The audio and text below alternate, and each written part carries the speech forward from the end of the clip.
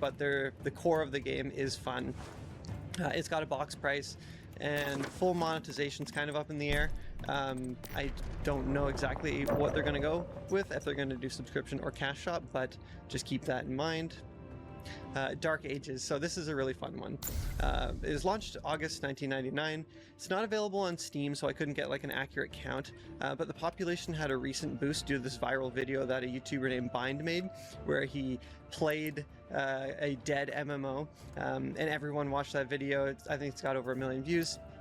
And it just showcases how these old MMOs, specifically Dark Ages, still have a really strong community base regardless of the size. And a lot of people came back to the game after watching that video because it was like, oh, I remember Dark Ages, and they dove right back into it. This is a more laid-back experience. It's an old-school 2D pixel art MMO. PvE is kind of the focus, but it's a heavy focus on the community aspect. Unique political system. Players can write, vote, and enforce laws. There's trials with judges. There's religions, weddings, in-game events. It's free to play, but most of the features are locked behind a subscription. It's got this very old school interface. It's a really fun game to kind of like dive back into the past and experience an older MMO like that. And this one's really unique. I think everyone should give this a try and just take a look at, it might be for you. Pixel art, cozy games are kind of pretty popular right now, so I think this is a good choice for wanting to try something like that. Palia, launched December 2023, Steam population just over 9,000, made by Blizzard, Riot, Sony, Zynga, and Epic devs. It's a casual fantasy life style sim like MMO. It's got harvesting materials, crafting, it's got a farming system, a player housing system, it's got a quest system. It's not really a combat-focused MMO, it's a social, cozy game, life sim style MMO. It's free to play with a cash shop. It plays really well, really smooth. The devs obviously know what they're doing, having worked at those big studios. And it shows. It's a really kind of fun game to play, with your partner, or just you want to have a laid-back, chill experience. Albion, launched July 2017. It's got a Steam population of just over 13,000. It's available on mobile, but it's not like one of those shitty mobile games. It's actually, like a fully fleshed out game that was ported to mobile. It's an isometric PvP focused MMO. There's no classes. The gear dictates your class build. It's got a player driven economy. Almost every item in the game is player made. Guilds take control of land and fight. There's massive skill trees, player housing and guild hall system, farming and livestock system. It's one of the few, if only, Kickstarter success stories. It's free to play, and it's got a cash shop, but you can get a lot of good free to play gameplay out of it, and it's really fun on mobile. I don't want to say casual because it's very PvP focused, but it's easy to learn, hard to master. This is a really fun one. So now we're going to talk about some private servers for games that have shut down. I won't touch too much on the games because they're older games, and I'm sure you can look them up or you already know of them. Star Wars Galaxies, there's SWG Legends, SWG EMU, and SWG Sakura. ArcAge, there is Arc Rage and ArcAge Classic. City of Heroes, there's a Homecoming server. EverQuest, you play Project 1999. Now, this game isn't shut down, but the classic old school version of the game isn't functioning, so this serves as a way to play that. And then Warhammer Online Return of Reckoning. The nice thing with City of Heroes Homecoming and EverQuest Project 1999 is these two servers are recognized by the developers, and they're totally cool to be doing that. The other ones I'm not 100% sure of, but they do provide a good experience if you loved those games and you want to go back and play them. So some honorable mentions. These are just games that I haven't played, but I know they do have some strong communities. So Final Fantasy XI, still alive and kicking. I work with a guy who's like super into this game. If you're into the D&D universe world, there's Dungeons & Dragons Online in Neverwinter. There's Project Gorgon. I've heard nothing but good things about Project Gorgon. It's similar to EverQuest or Pantheon, where it's a return to the old school MMO mindset. And then there's Ultima Online and Ultima Online private servers if you want to dive into that kind of old school PvP landscape. So final thoughts. I hope I've provided some good examples of games that you can try to help fill the void. These games aren't super popular, but they still have a very playable player base and population. The communities are really strong. They are fun games, and the point of this video is to find a game that you can kill some time with. And you never know, you might fall in love with these games, and you might have a new main game until the game that you're super into comes out. So if there's any games that you guys love that I missed, please comment them below. I just showcased some of the games that I've enjoyed playing, some ones that I found interesting that I haven't played that I need to. So yeah, haven't made a video in a while, so hopefully I can get back into a normal cadence of making videos. And thank you so much for stopping by, and have a great day. I think I want to go back to WoW healing. Hello friends, it's been a long time. When my base seems secure and the raid protection goes up. Oh, why am I not farming? God damn it. It's like you stopped me. I swear to God, I keep muting this guy. I really hate his name.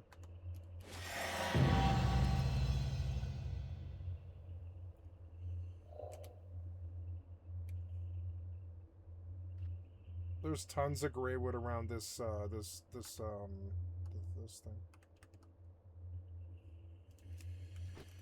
Okay, so I am in Arathi Highlands. I don't need to do that. I need to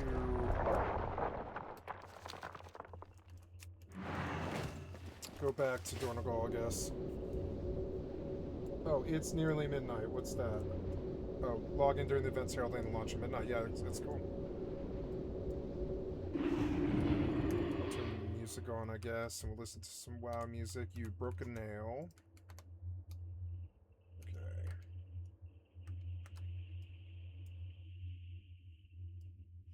I guess I don't really want you to orbit this, because nobody's going to fuck with me here, I don't think. This is a fairly safe system. This is Batul, and it's not too bad.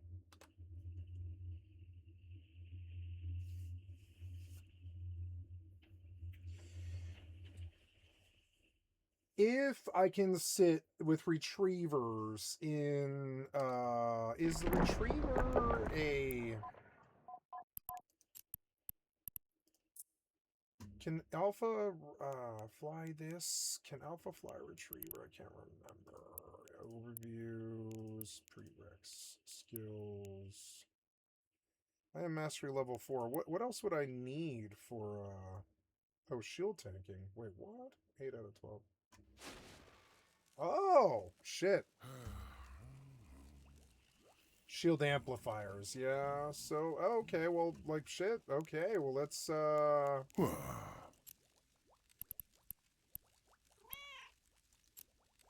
No, I am training that, so let's go to,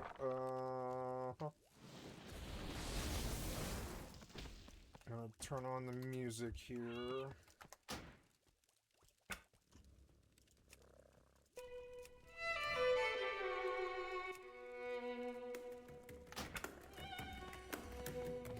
Okay, so I want to take not the portal to Arathi Highlands, but I want to go to Twilight Ascensions, which is like,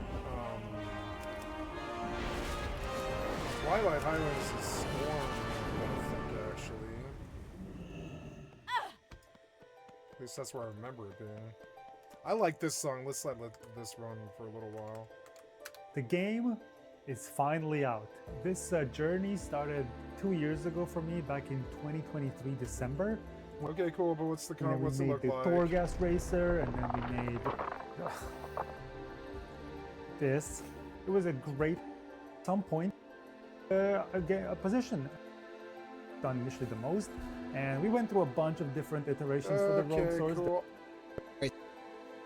Right, so Enshrouded has just finally announced when they are giving their 1.0 release, and it is going to be huge. Enshrouded. Not to mention some other small updates that are going to happen along the way. So I'm going to cover everything that they just announced this year, and yeah, it's going to be great. Be sure to like the video and subscribe to the channel for more Enshrouded content. So the big news is that 1.0 for Enshrouded is coming sometime in autumn of this year. They have not given a specific date, however, they just know around the timeline of when it will be released. So let's go ahead and start out with the map. Ideally, what they would like to do is make the map larger, which I know is already crazy to think about, and how many hours you spend just even getting to the Veilwater Basin. It's incredible with how huge the map is, and they want to make it bigger. Now, there are a lot of, we'll say, shrouded areas all around, which are kind of like the quote-unquote early access areas. I wonder if they'll attack those and maybe open those up.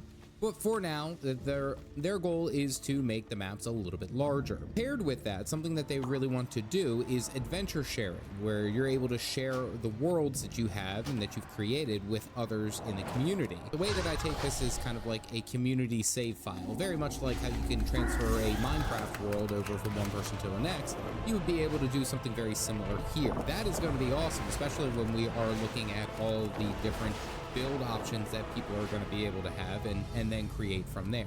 Lots of exciting stuff from there. And then one thing that I would really like to note is going to be the optimization for the game for lower end PCs. I personally don't play on like a 4K computer. I probably can't enjoy Enshrouded to its fullest capabilities, but I have a decent one. And for people who were a little bit hesitant of playing the game because they were worried about the complexity of the need for their graphics engine, their goal is to make it better playing for people who don't have the super high-end computers, which is great. That's fantastic. Along paired with this, what they want to do is improve the new player experience with Enshrouded. Now, granted, it's been what, 2 years since the game came out and people have been playing it and touched it for a little bit. There's a lot of information that you just kind of pick up as you go, and it's a lot of self-exploration, which I personally love, but some players don't. It looks like they're going to have an emphasis on improving the new player experience coming within this new update on 1.0. Now, let's go ahead and touch on combat because they have had a lot of changes that they really want to do. So one of the things that they want to focus on is technical depth with combat. Now, again, combat is pretty predictable with most enemies and most mobs, which of course that makes sense. After so long, you realize what kind of enemies these are. They all kind of roughly behave the same, even though they might be just a higher level version of it. So they're looking to have more technical depth as far as combat is concerned, and as well as improving the amount of enemy variety that we have. Now, I don't know about you, everywhere I go I find the little floating squid capital things that shoot off little minier squids that are homing missiles. Those types of things, that was a great addition. It really adds that like air of like, oh crap, there's something that I have to watch out for as I'm running by. They're looking to increase the amount of enemy variety that you have. That will also mean basic monsters as well as bosses. That's going to be fantastic. As for one of their more recent updates, which was the Greatsword, it looks like they're focusing on having the Greatsword be reworked because they wanted the Greatsword to be more of a slicing aspect, whereas right now it's more of a kind of blunt damage, like chop. I mean, it may not read as blunt damage, but it swings that way. So they're going to have a focus more on slicing, and possibly I would hope that they would just increase the attack speed just a little bit. Help me out here. But that's going to be a fantastic thing to see. Speaking of enemies, they are also going to look to have smarter enemies that are more reactive. They are a little bit more strategic to where you are. Rather than just blindly running into a meat grinder, they're going to actually be a technical enemy, an enemy that's smart, that will react appropriately, which is fantastic and also terrifying. There's also been notes of adding traps and pressure plates into the game, and again, this is very much seeming like 100% along the lines of like what you would see even for like Minecraft. Minecraft has a lot of this stuff. I could see them just going down the line and just working on what's been effective. And lastly, they really want to have a larger emphasis on customization in combat. Personally, that's one of the reasons that I love the game, is because you can kind of play your own way. Like I do right now, I've been playing kind of as a berserker.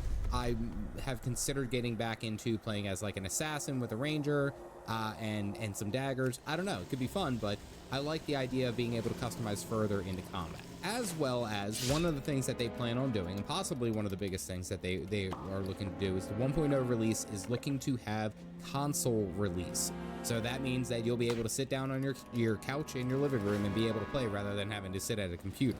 That is huge news, huge news. Aside from that, once the game is actually released and where they go from there, they're going to expand it even further after the 1.0 release. 1.0 is just essentially getting to the starting line, so to speak. So they're going to have their free editions. So very much kind of like if you've already, purchased Enshrouded, it's going to be the very basic one, but then they're also going to have paid expansions down the line, which personally I'm happy to give money to this game and to play for it pay for it because I mean, you've gotten so much value out of it just in such a little amount of time. It's fantastic. 100% would recommend. So yeah, that's what they've talked about for the 1.0 release. I don't know about you, I'm very excited. I'm very excited about this, and when it comes out, I'm gonna lose my damn mind. It's a good time. It's a very good time. If you are just getting into Enshrouded and you kind of want to see some things that I regret not knowing sooner about the game, you can click this video here. Otherwise, stay caffeinated, folks.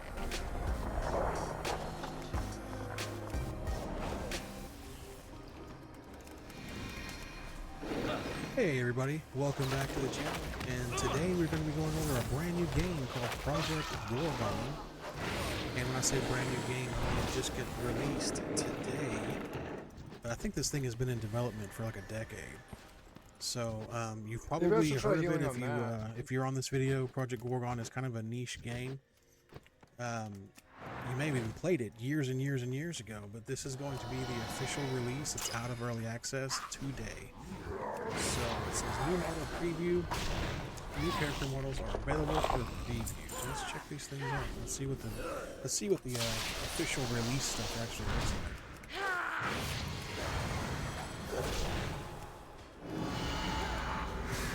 Oh, okay. Significantly different than what we were looking at a second ago. Okay. Not too bad. Has a very Skyrim Oblivion style look. It's looking a little better than it used to. Looks like it got maybe I should try Project Gorgon and see if I can feel on that. So I am just on the demo for this game. I was checking it out to kind of check and see if I was interested in it. Let's go ahead back.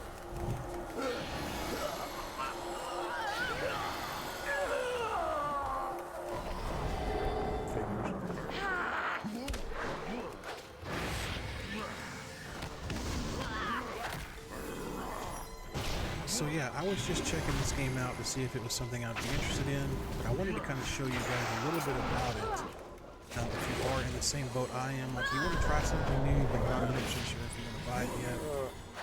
So this is the actual look of the game. I'll tell you what, it doesn't look that bad. Whenever I was told that this is going to be, a very nostalgic style, early 2000s style MMO, I was thinking it was going to be much more RuneScape-y kind of thing, especially seeing as how it's got like a smaller dev team and things like that. But running around, it's very tap target. The combat itself kind of feels in between something like, I wouldn't say EverQuest, because EverQuest, you hit one Q button and the rest of it is kind of your spells or a couple of different things on the action bar. But WoW is another game that has a lot of button push style skills that you have to go ahead and put into. So I do know that the developers on this worked on Asheron's Call, worked on Star Trek Online, worked on a couple different things. So they're pretty heavy hitter as far as the resume goes. But the way you actually level up in this game is really strange. You don't level up your traditional Sims. You don't have levels, level 1 through 10, like that. You level up your skills. And let's go over that right now, actually, because it's a little different on just how I've never actually looked at the actual skill set itself. So I did get a bow and arrow, but I haven't used it yet. The sword skill is up to 6 now, just by you know, roaming around killing some spiders over here. I think this is actually just a straight demo area. But looking through here, there is a lot of different stuff you get just by leveling up your certain skills. But there's also some stuff that you get by reading like books you find around and more about the game and things like that.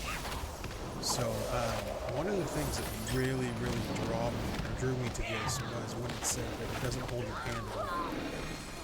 You may have to go out of your way to read a certain, you know, paper that you find on the ground or whatever to push yourself in the direction of the quest. And that to me is extremely interesting because a lot of games you just don't have it anymore like that. You know, everything is very handheld. You've got big arrows on the screen showing you where to go. You can almost go to sleep and let the character kind of just run towards where it needs to run towards and things like that. So this is a very refreshing take in the modes these days. So yeah, as far as the graphics go, I mean, realistically, it doesn't look all that bad. And now that I think about it, it does kind of have like an Asheron's Call kind of feel to it. Especially the jump with the arms out and things like that. It definitely has more of an Asheron's Call feel to it. It's been oh my god, forever since I've played Asheron's Call. I'm not even sure that there's anything out there, even on an emu side, like Asheron's Call. You know what they say about curiosity. But yeah, so far, I mean, the game itself has been fun. Now, granted, I am only in the little demo area, but I was reading some of the reviews. Some of the reviews were talking about like how they've spent 2,000 hours on, you know, something like that on here.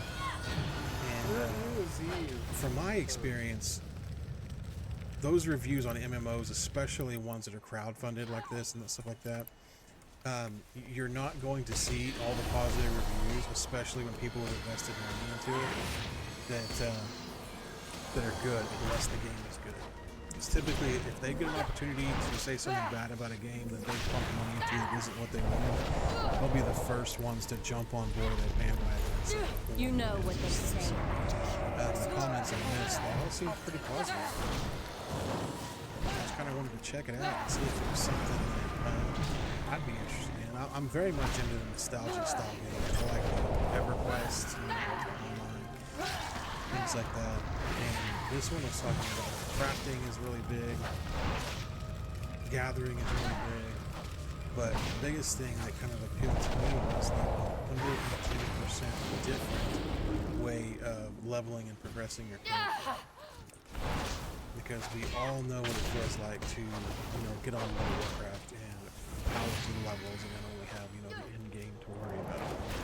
So I was very interested to see what this was, because one of the things that you're going to see if you look at this game is that people say that it is an unprecedented way to play an MMO, and it's the weirdest MMO you'll ever see. And you know, just the same kind of talk over and over, and I was just like, man, I'm kind of interested to see what that means. You know, what are people saying and stuff?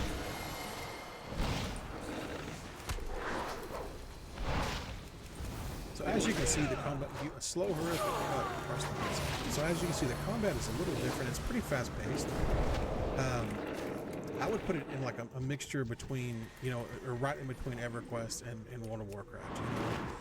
It's not going to be as fast as World of Warcraft, where you're jumping around, button mashing, and everything is, you know, feeling like, you know, just absolutely wild. But it's not going to be quite as slow as like an EverQuest style, where it's going to, you know, press Q and hopefully you win by the end of the battle, because it's more like a marathon who can outlast you. I do like the skill set. Now, granted, I've only gotten 7 skills into swordsmanship so far, and I've still got pretty good array of skills that I can use.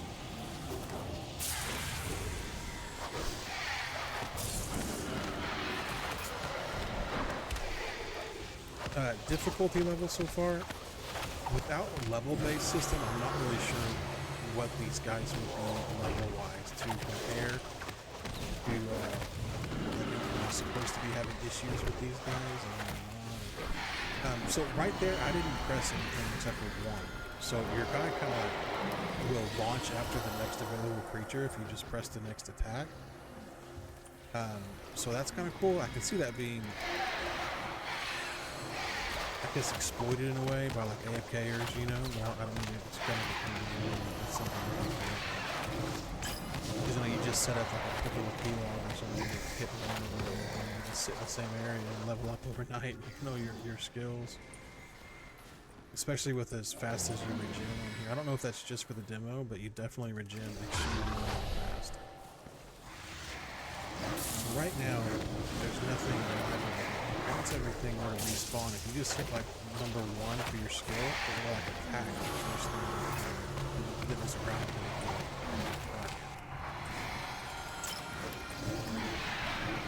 So I am curious as to how that's going.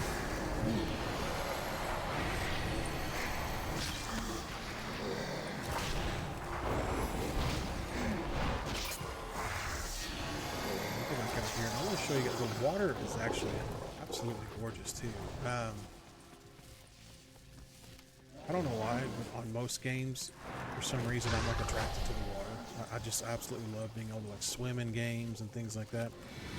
I did not see that you could swim in this. I jumped in the water and immediately started losing breath, even though I was not submerged. So I don't know if you can actually swim or if it just allows you to get in the water. So let's take a quick look over here. And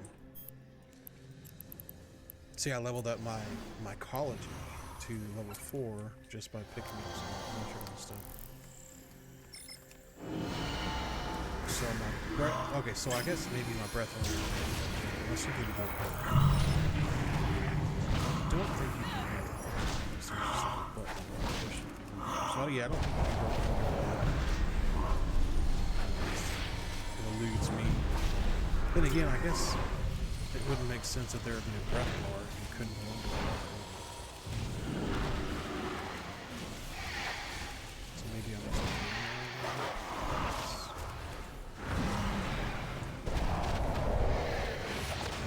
But the water's very pretty. I like where the water is.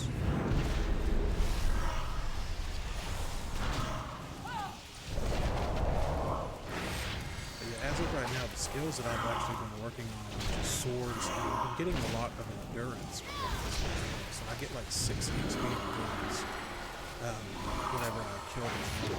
Now see right then I just pressed 1 again and like now I automatically and that's kind of nice, honestly. I guess if you were, excuse me, if you were trying to, you know, tap target or whatever else it is, it's just another way of tap targeting.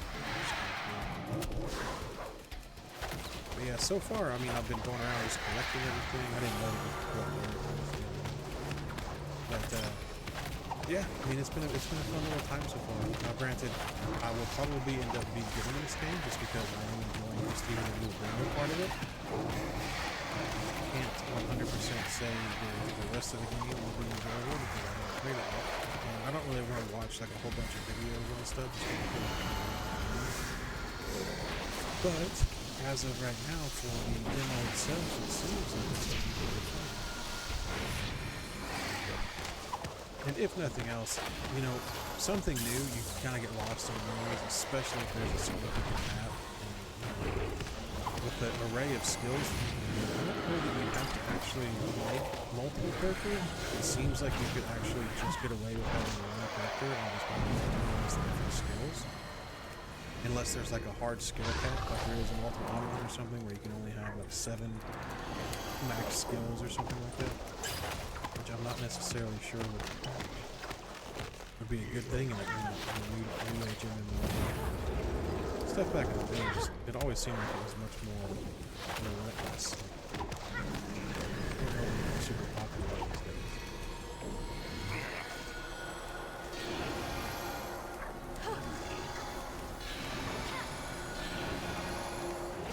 The jumping always makes me laugh. Your arms go just straight out.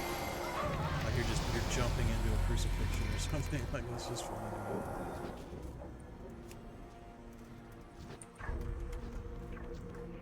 I mean, I'm seeing other players with the release of it being today. I'm sure that you're going to see more players getting on to test it out. There was one negative that I actually read quite a bit of negative on, and that was that they are thinking about not doing a fresh server, allowing everyone that was on these playtests or early accesses to be able to keep their characters and everything else. And a lot of people are saying that they're not going to start in heavy server, everybody's maxed out. I don't know if there's going to be alts or whatever it may be, but if there is, I mean, obviously at that point, twinked out alts running around like all this here and things like that. So I don't know if that's going to be an issue. I personally don't, I mean, I wouldn't care. There's a bunch of people that have my subculture, but I don't care about that. It would be nice to have more people on the same level as you. That way, obviously, if they need to group with you, to be able to, you know, force more camaraderie and friendships and group play and that kind of stuff. But whether or not it's somebody has or not, if I like it,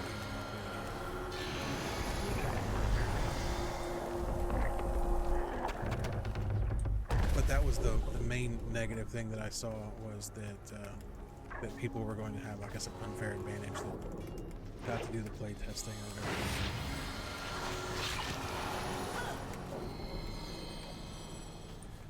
I can't see that as like a massive advantage though, so.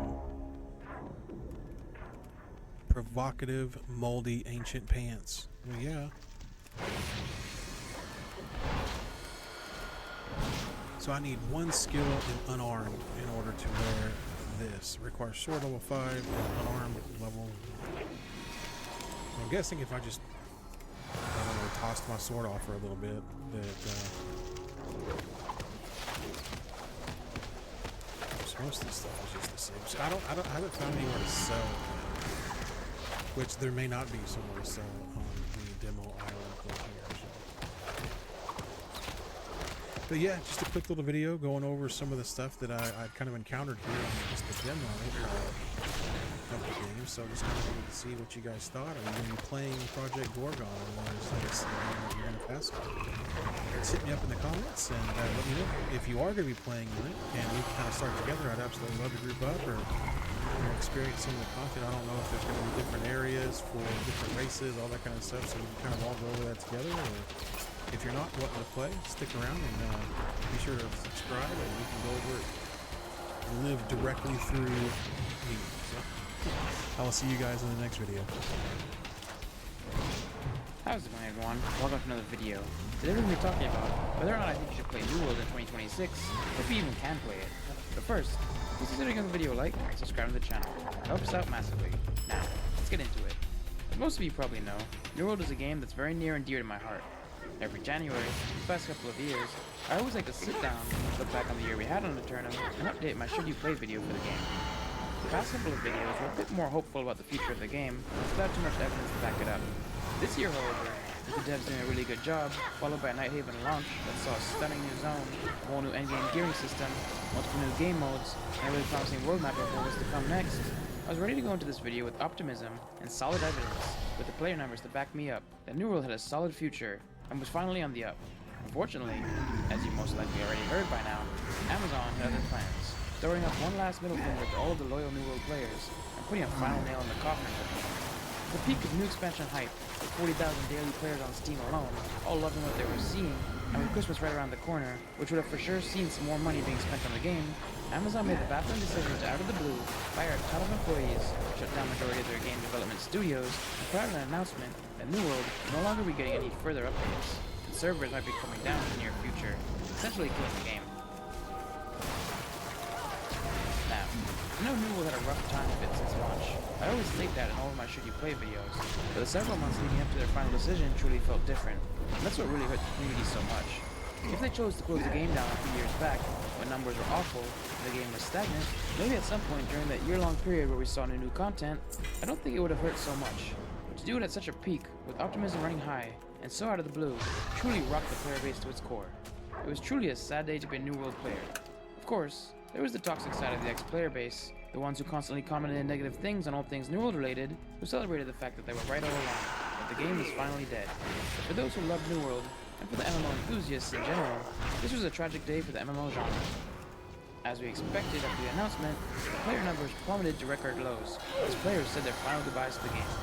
Then, a few months later, Amazon will put out one more announcement, confirming what most of us already suspected, giving us the official day all servers will be closing down for good. As of January 31st, 2027, New World will no longer be playable on any platforms, all of your characters will be deleted for good. They also decided to make the game no longer purchasable on any platform, so if you were hoping to give the game a go before it shut down, but you didn't purchase it yet, unfortunately, you're out of luck. Don't worry though, if you do have the game, you can still purchase Marks of Fortune from the cash shop until July 20th, 2026. So if you want to throw away a bit more money at Amazon, you can still do that. Thanks Amazon. And that brings us to now, and the point of this video. Do I think it's worth playing? If you can, and the answer will vary from person to person. But before going over it, let me quickly tell you about the sponsor of today's video, which might be helpful for those of you who can't play New World anymore and are looking for a new game to play, and that's Instant Gaming. Instant Gaming is a site you can go to find the best deals on all of your favorite games. For personal favorites of mine, like Scroll Online, it is currently going for up to 72% cheaper than other sites. To Cyberpunk 2077, you can get for 55% cheaper than the competition. Or, if you want to check out the MMO I recently fell in love with, Guild Wars 2, you can check out the Guild Wars 2 section on the site to save some money. Not only can you find discounted expansions, you can even get discounted gem cards as well. There's just so many great deals to be had here. I often start off my day by scrolling down on the trending page to see if some of the games on my wish list are going for any crazy low prices, or to find new games we could try. What's great about Instant Gaming is they'll always tell you where they got the codes from, and which platform it's compatible with. Plus, you never have to worry about fake keys, as it's not a marketplace. All of the games sold on Instant Gaming come directly from authorized distributors, and any issues you have with your purchases are resolved within 24 hours by a live support team. Also, use my affiliate link to purchase anything on the site, or link in the video description, to be supporting the channel as well. As long as a percentage of however much you spend, which is very much appreciated. So, next time you're looking for a new game to get lost in, or you're ready to give Guild Wars 2 a chance, make sure to check out Instant Gaming first. Your wallet will thank you. And a massive thank you to Instant Gaming for sponsoring this video and supporting the channel, so I can continue making content for you all. Now, back to the video. I initially started working on this video before New World was taken off all of the marketplaces. At first, I thought I'd go into it with a mindset to boycott Amazon for what they did to the game, and recommend that no one should give them any money no matter what. Then, I took a step back and thought about the dev team that poured their heart and souls into this game. I thought it would be unfair to them to just say don't touch the game because of what Amazon did. It still deserves to be experienced, so I altered my opinion and thought, if the game went on any major sale, from anywhere from $5 to $10, I'd still recommend anyone picking it up, and just go through the game for the next year, with the mindset of just having fun, not wasting too much time on any hefty grinds, and knowing that the game will close down soon. This is because the game is truly beautiful, and a lot of fun, even if the endgame needed work. You can still get many hours of entertainment out of the game, especially as a casual player, and I think at that price range, it's more than fair. The optimist in me even thought, maybe it'll go free to play. With such a low player base, and after what Amazon did to all the loyal fans of New World, it would be the right thing to do to keep the numbers at least semi-decent for those who stick around for the final year. But of course, Amazon being Amazon, that wasn't to be. I now sit here, talking to you all about a game that has a year left before it disappears from existence, that only those of you who already own it can even play until it does. That makes this a very niche topic, so if you haven't left the video yet, I plan on sticking around until the end of it. Thank you for that, I really appreciate it. And now we have the final group of you who own the game, but are wondering if it's worth playing in its last year. If you've sunk in thousands of hours into this game like I have, doing everything there is to do, already experienced the latest expansion of Nighthaven, and tried out the new weapon, daggers, then I'd say no, you shouldn't go back. There's nothing really to go back to, and it's more depressing than it is fun whenever I log in. Maybe log back in on the final day the servers are up. I know a lot of people are planning on doing that, to have one final hurrah, but other than that, I'd move on and try to find another MMO to call home. If you have the game though, and haven't been on since the Nighthaven expansion dropped, I do however still think it's worth going in and checking the new expansion out. It truly is a stunning new zone, there's a lot of fun to be had in it. You might struggle to get a group for the new raid, or the catacombs, but there's still a lot of solo content that you'll love, and the ambiance is just so amazing in this zone. Do be warned though, the voice acting for the expansion was atrocious. I think that should have been a bit of a warning sign for all of us that something was off in hindsight, as usually the voice acting in New World was superb. That, corners of the zone feeling a bit unfinished, and the goodbye lore page hidden on a random island seem to be indicators that the dev team may have known that this was coming a little bit sooner than was announced. Then, Yeah, for those they of you had who own the game, but inkling. haven't logged in for several expansions, it's just more of a yes Resident to come Evil back and Requiem, experience new all the Resident amazing Evil game expansions the coming out. devs gave us. usually Initially, the beat Mount all the expansion, Resident Evil Legion games. Wilds, was locked behind a paywall, but with the Nighthaven expansion, all of the previous expansions became free. So you'll have access to the Brimstone Sands, Legion Wilds, and Night Haven expansion, all for free. Over the past couple of years, the devs truly made the game a lot better than it was at launch, and although there were some rough times, and I know there was some toxicity between the community and the dev team at times, they truly put together a magical world for us all to live in. So if you're up for it, jump in and experience it while you still can. Hi, beautiful But kitty. of course, I get it if it's too painful to go back. And I know a lot of us are going to be going on a bit of an MMO nomad journey for Hi, a while, beautiful until we find our kitty. next MMO to call home. I recently went on such a journey, and found a new game I love called Guild Wars 2. So, let me know what boat you fall into.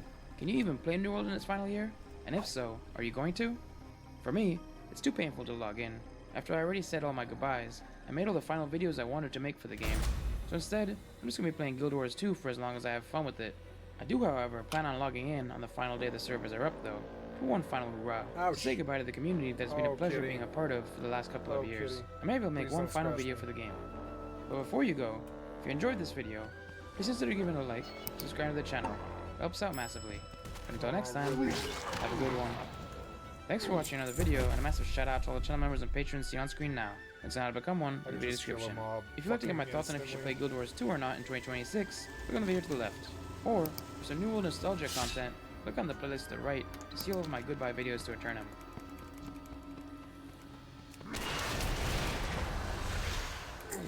God damn.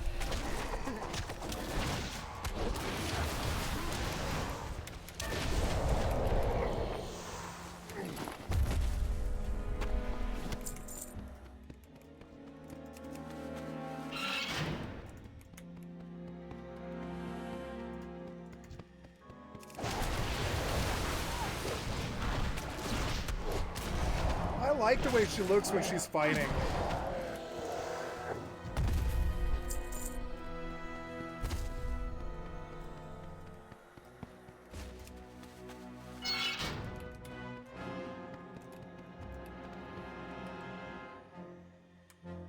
I'm gonna ask the AI something.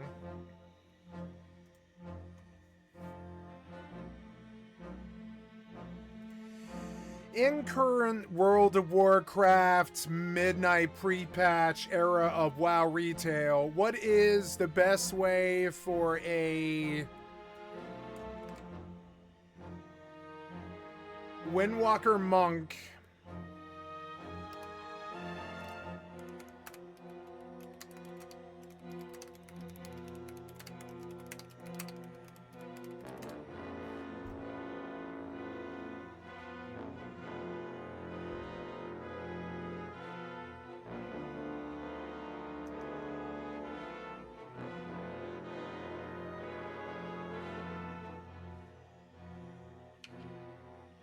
vivacious vivification?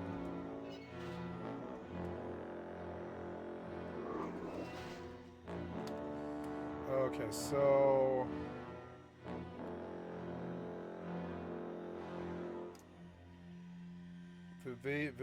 vivicacious vivification.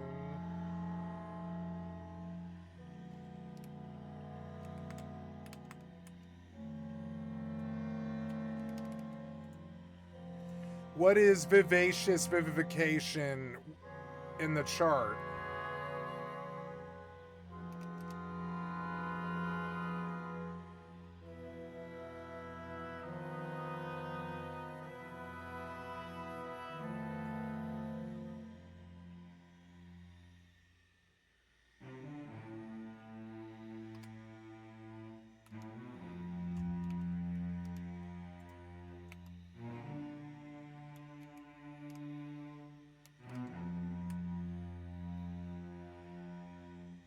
Every 10 seconds with vivacious vivification.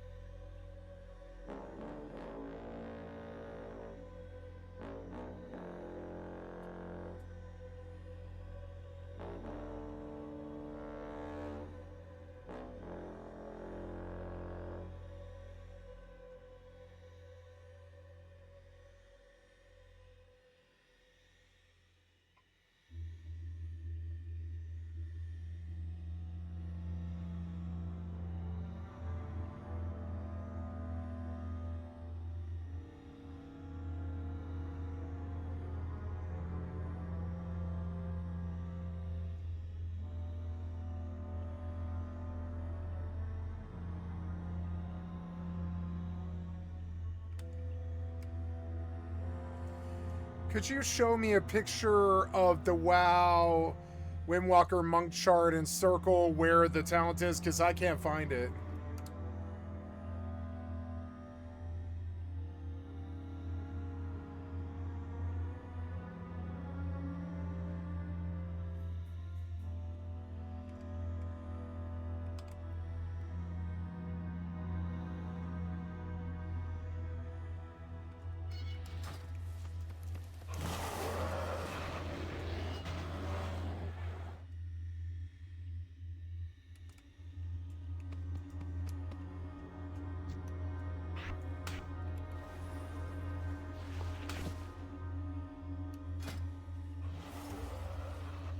Expel harm. I have expel harm, do I?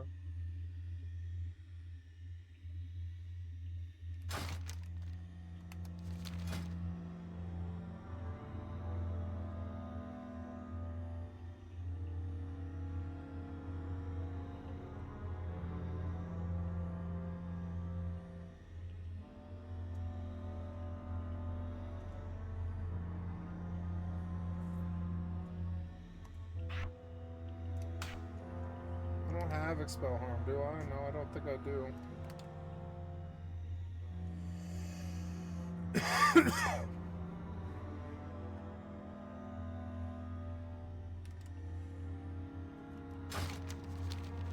Every 10 seconds, huh? No, it's not every 10 seconds.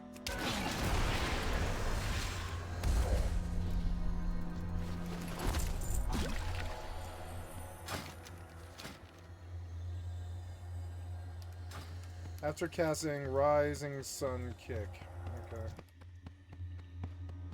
That's the purple one,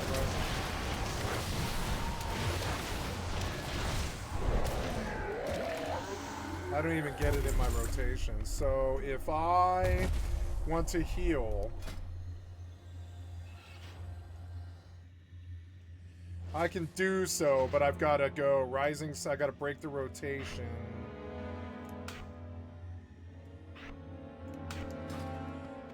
Oh no, it would be like 2. So if I want to heal, I can cancel the rotation. I can do this. Okay, so in every 10 seconds I can heal.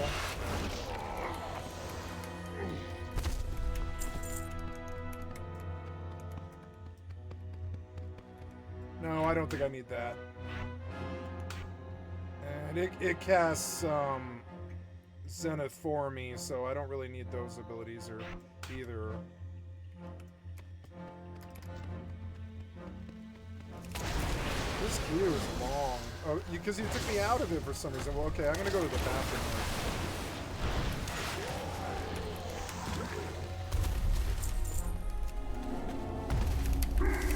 I love Monk. It's made WoW fun for me again. Okay, I gotta go pee. I'll be right back.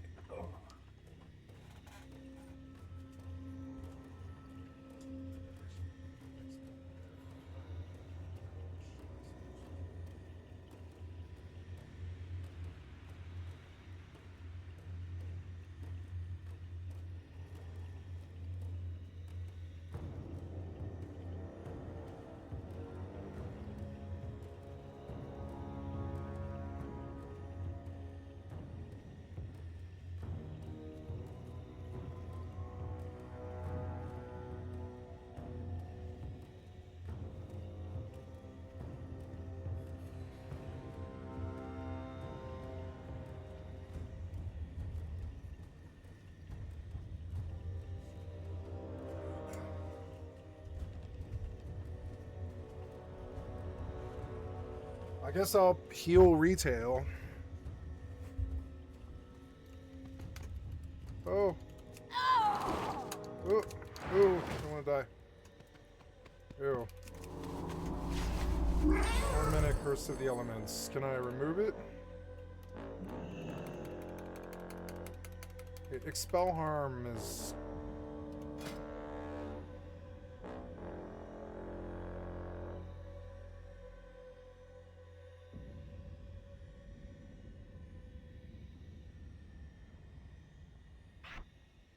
There, that's the ability I want to.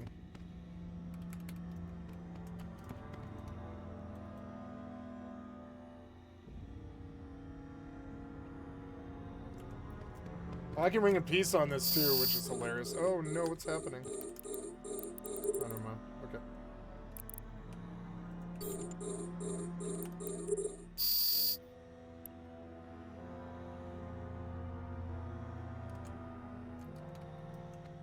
So, I don't have to do this anymore, but I should be watching for a boss. I'm gonna do a queue.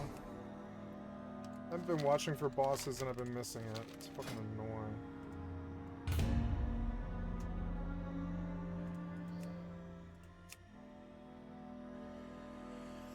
Bonus time warping badge. Yeah, I could do another dungeon, I guess. It's bonus as opposed to the War Within, so leave queue. I'll come in and I'll take a bonus time warp queue.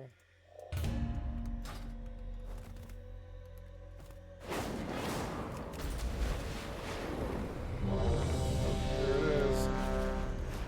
Gotta go change spec real quick.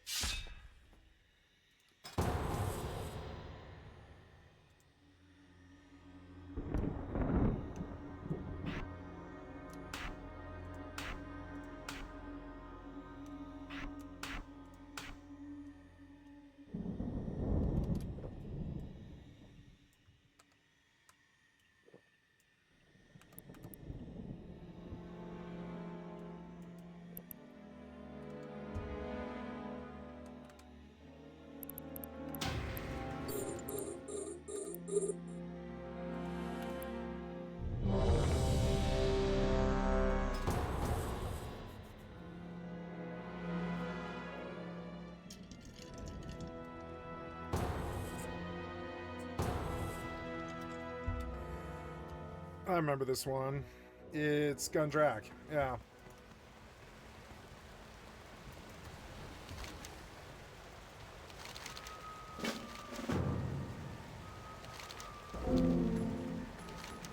This log's full. Name. I better go back and clear my quest log, I guess.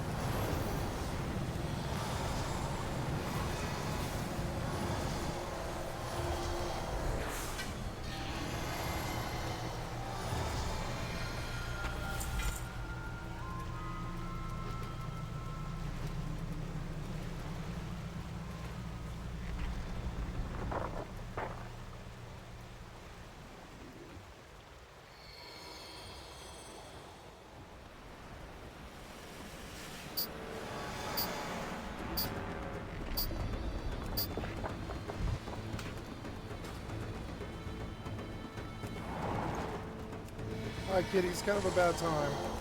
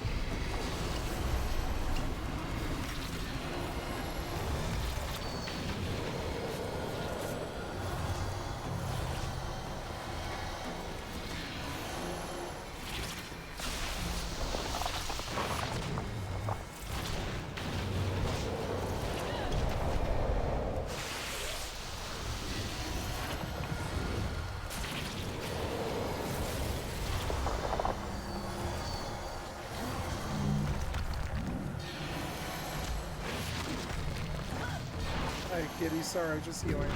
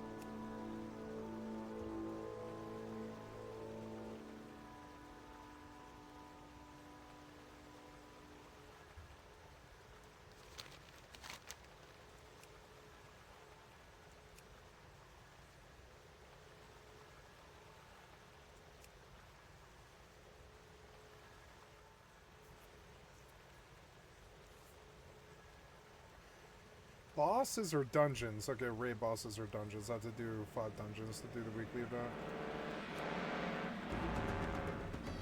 Hi, kitty. How you doing? I've been healing.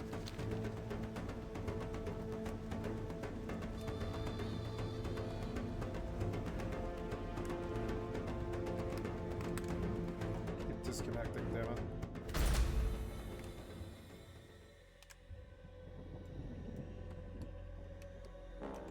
Need a boss. Is there a boss yet?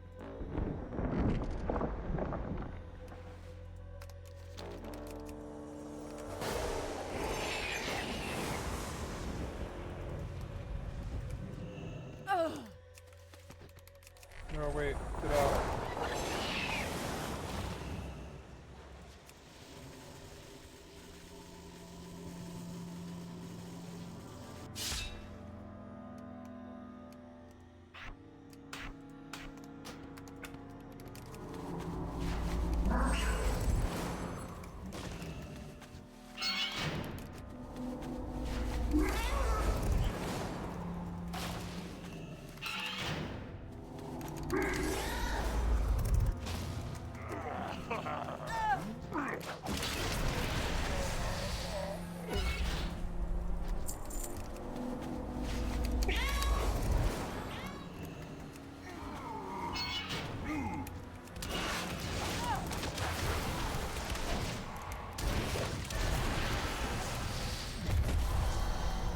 Oh, so I could just channel heals whenever, like every 10 seconds whenever I run.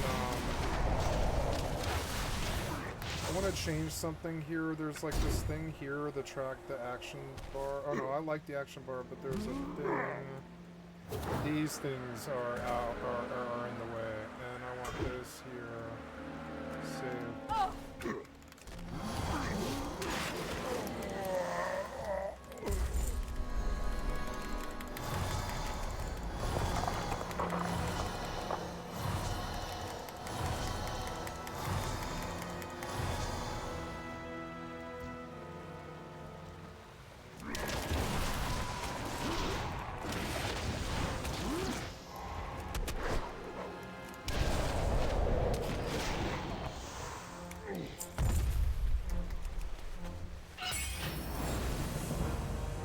Complete 5 world crests. Nice. I need a boss, damn it. I need a boss to pop. Let's go.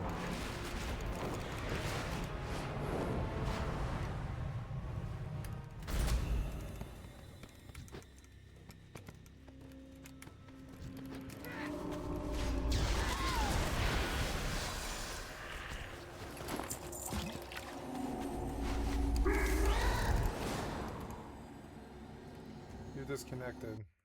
Aww. Something about flying up into that bridge or something completely disconnected me. It like registered that I was inside the land or something, and it was like, nope, you're moving too fast.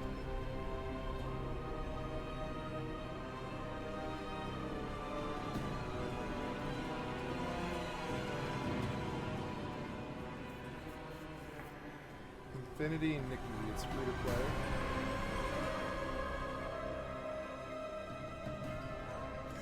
Nope.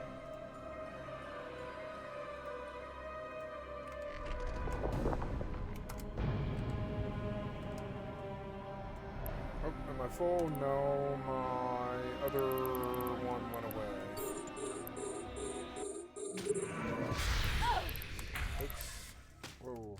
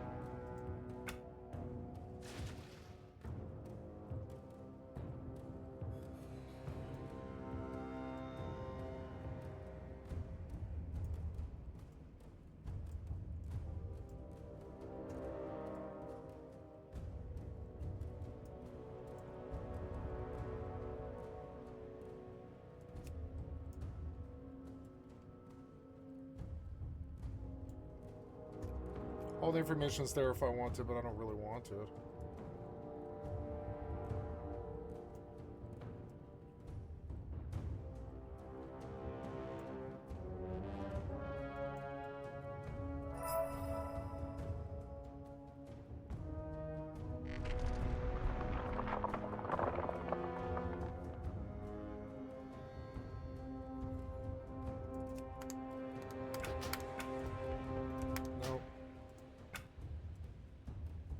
This way down, sitting on the bar.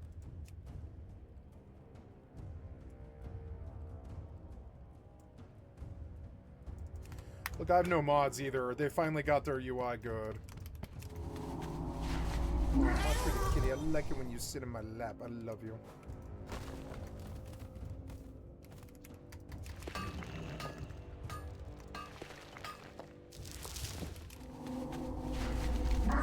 Okay, oh, the boss is up. Gotta get to it before I miss it. Let's go, let's go.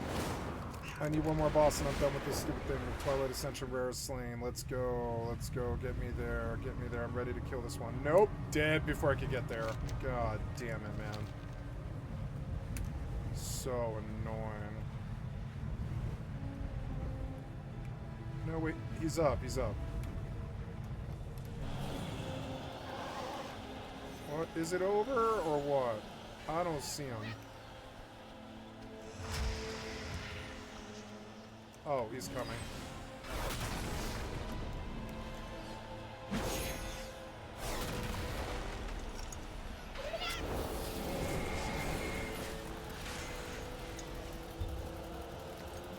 Look, it's an MMO with actual people.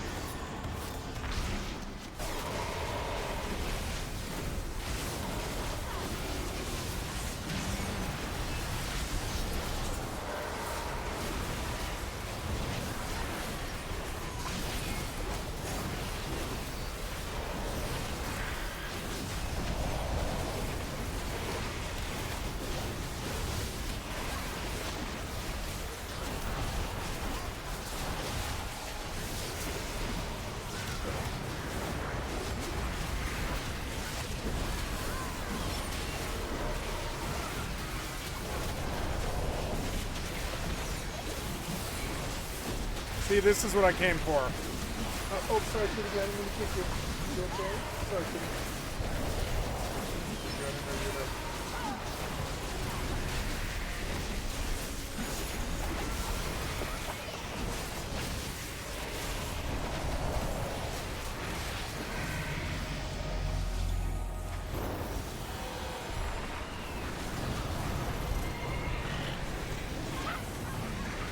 Ooh, I got a new weapon.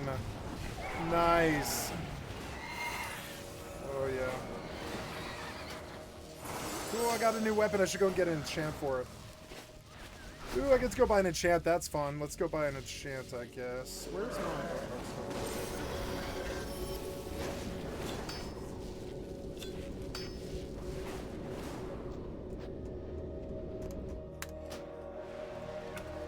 Damn it, this shit keeps getting moved for some reason, and I don't know why.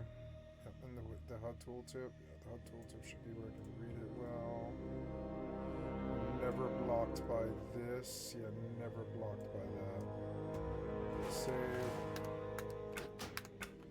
Oh, my bar is still way too high for some fucking reason, I don't know why. I thought I dragged it down, you know? I dragged that down, yeah. Save. Now, take me home.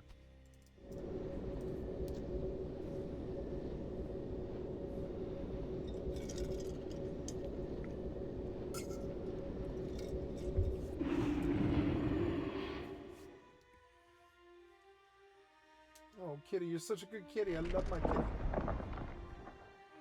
Dinner soon.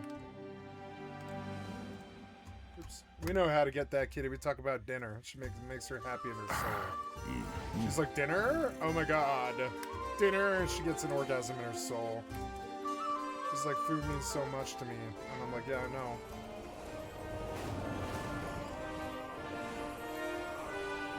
Did you DC me again? No.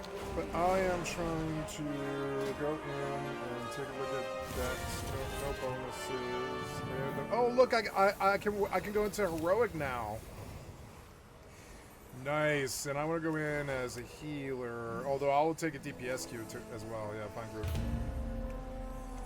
Nice heroics. So I can get like better gear. Now I've got to go back, or no, now I have to go to the auction house.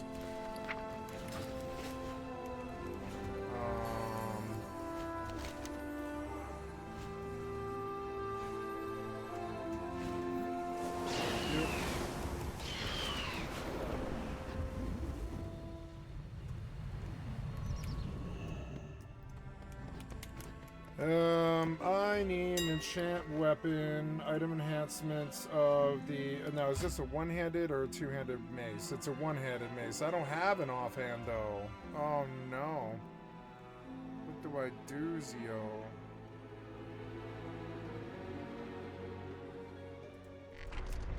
Do I have anything? I don't have an offhand. Fuck, I better buy an offhand, I guess.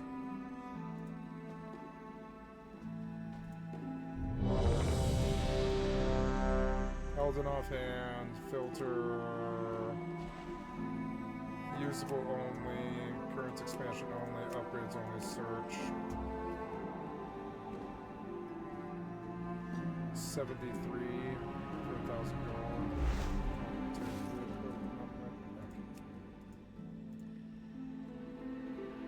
Shit, I'll take it, fuck it.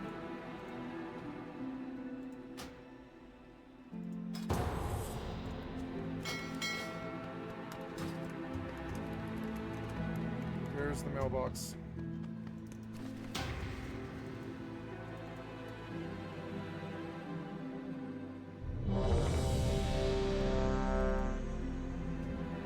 Didn't I buy this thing?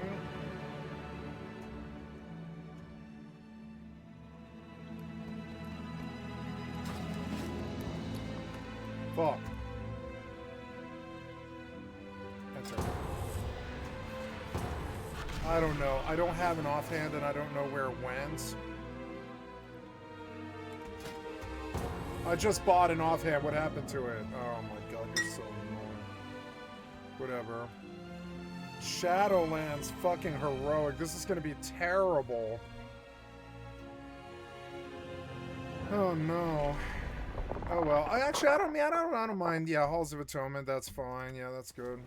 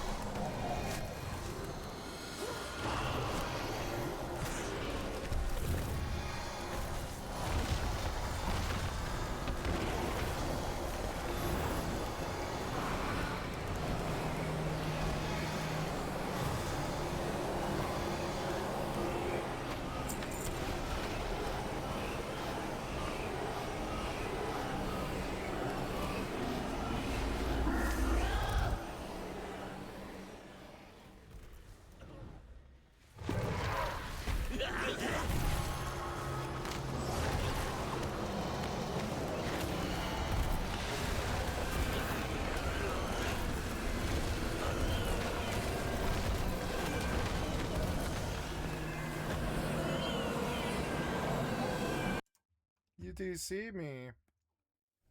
Oh. What the fuck? What?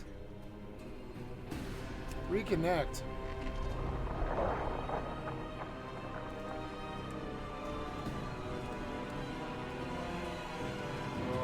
Just kick me.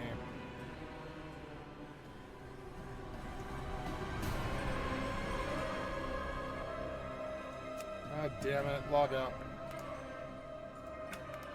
Exit game. Try again. Something weird. Something about handshake or something. You're fucking so annoying.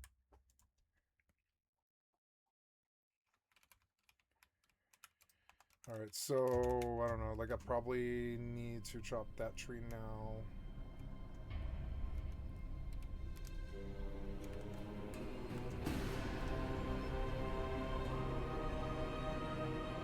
Log me in. I can't log in. I don't know. Just kick me.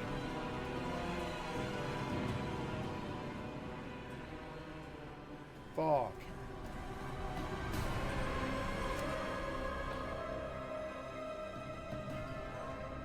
There. Something about VPN or handshake or something. I don't know. Why am I not mining? God damn it. You suck. I don't know what you're doing. But you're not, though, and you're embarrassing me.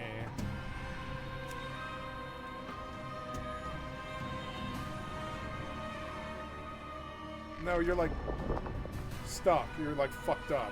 I don't know. Just close.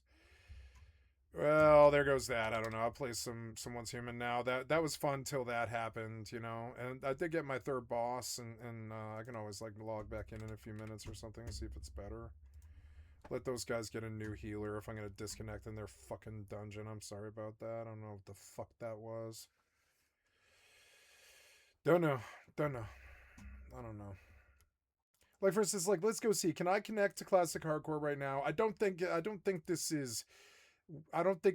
is Blizzard. I don't think this is me. And I need my VPN. I've had a fucking, I've been swatted. You know, I need a VPN. God damn it. There, see, I can get in on my fucking rogue just fine. Fucking dumb.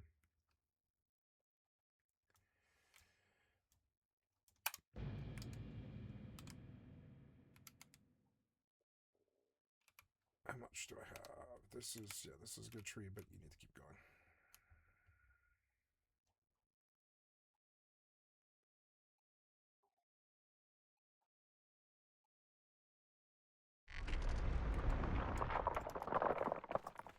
Okay, so I don't have a gun. No, I do have a gun now.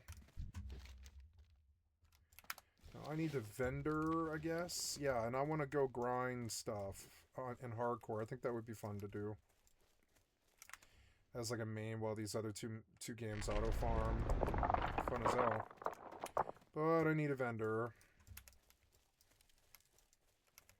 You know, at level, what level am I? I'm level, oh, I'm 25?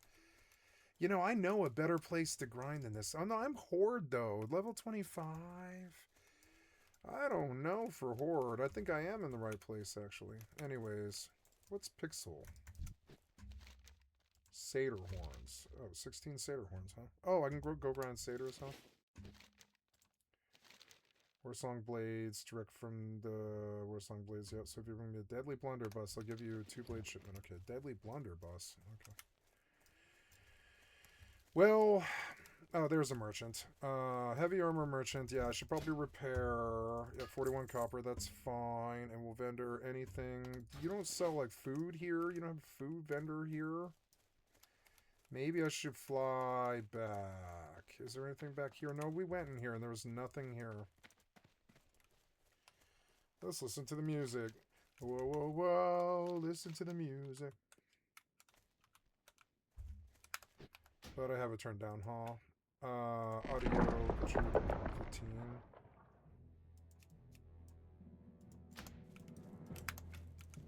Okay, I want to go...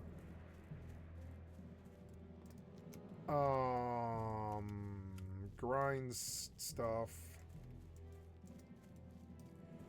Preferably humanoid stuff. They said northwest of this camp there's a furball camp or something. I'm gonna go look. I want to sprint, but I can't use the cooldown. What the fuck was that? Oh, nice PvE.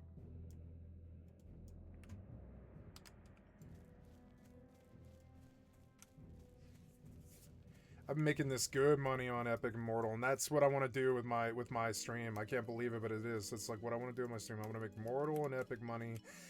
Preferably, probably WoW. Like WoW, and I'll play WoW and Once Human in the background. I think those are good games. They're fun games. Ghostpaw Alphas. I am a Skinner.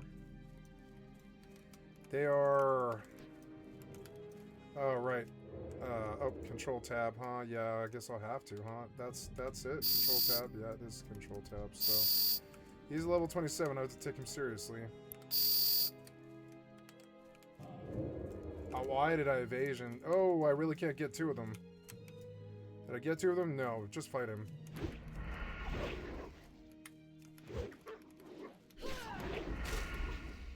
Definitely can't get two of them.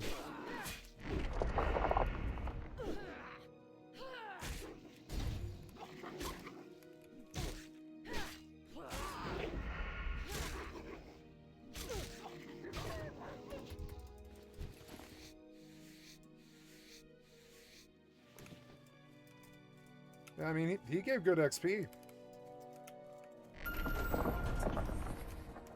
Although I can't buy food here, and I don't have food, which is kind of dumb.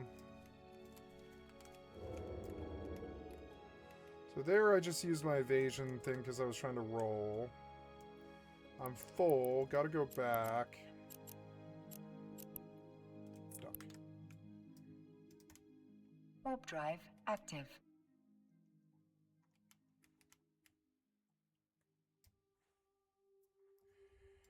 Here we go. Oh, I needed the opening.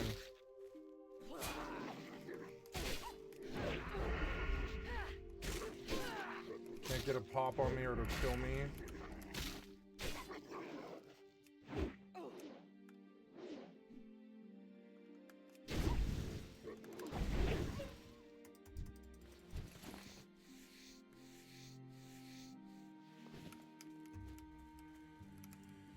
Alright. Docking request accepted.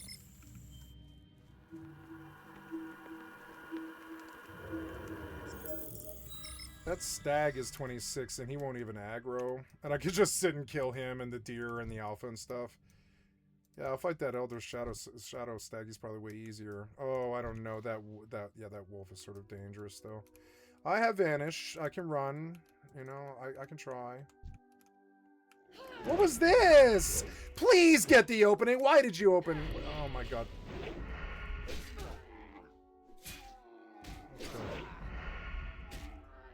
Oh.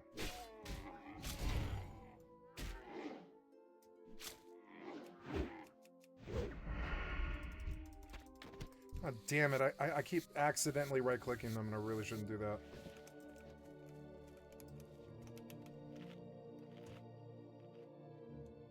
I had to use food just so I'm back up in time.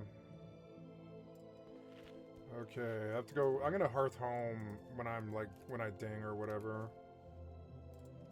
I like the fear that hardcore gives me. It's fun, especially when I haven't done it in a while. I'm out of fucking practice.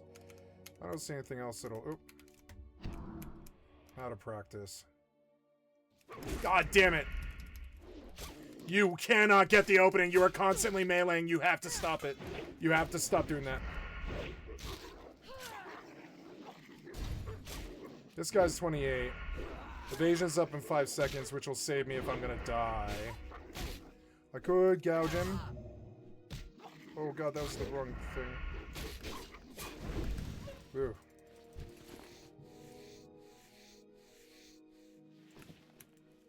Nice. This is a good way to get money. Like, if I could get a stack of medium leather, it would be good to come home with it. But I don't know, that's a lot. Okay. Do I have a debuff? I don't think I do. Plus my chat's like way... I want this chat bigger so I can read it. Or I don't know. Yeah, like that kind of works for me, yeah.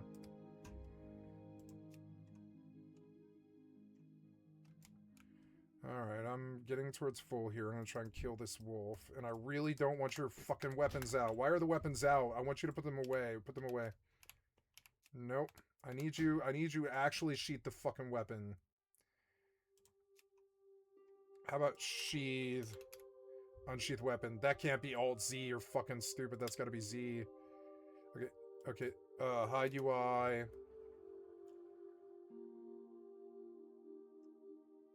Toggle interface, right? I'm looking for toggle interface.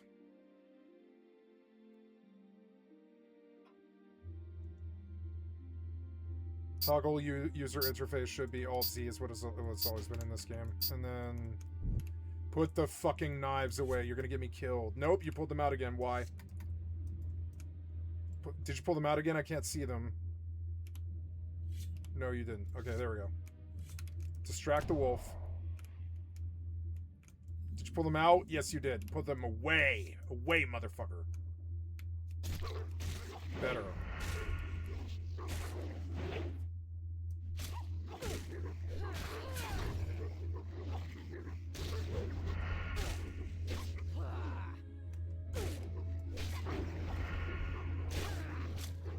This is getting sort of scary. Kill him.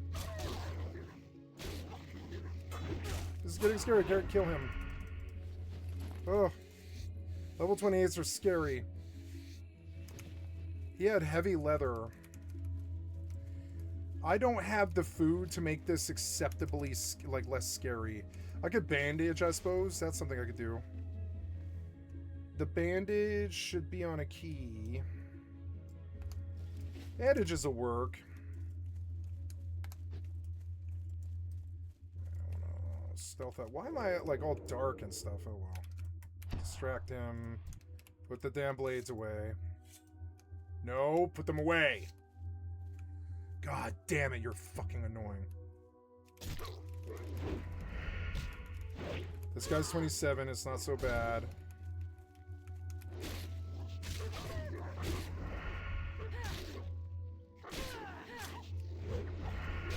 Can't see my buffs. Oh yeah, in the top right screen, right? Yeah, I was like, can you move those? You can, huh? You should let us edit the screen at least.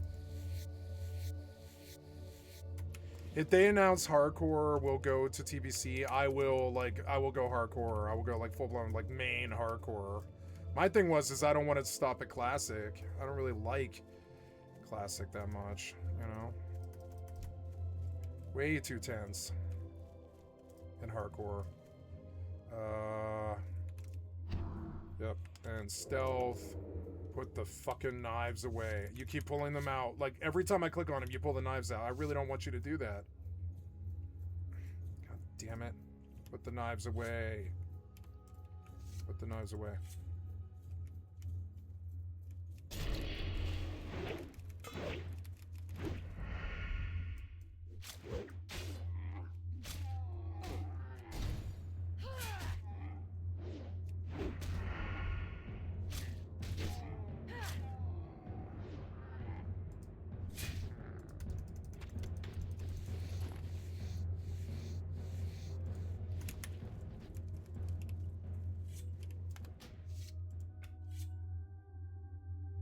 No, do not interact on left click.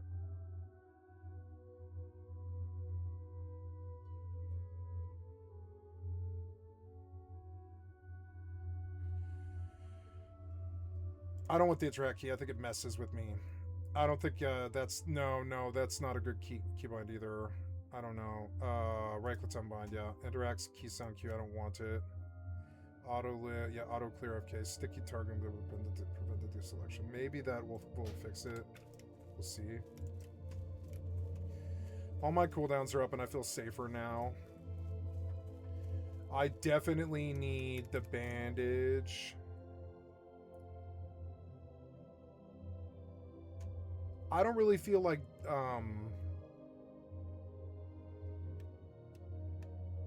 that should be that. That should always be that. This should be that.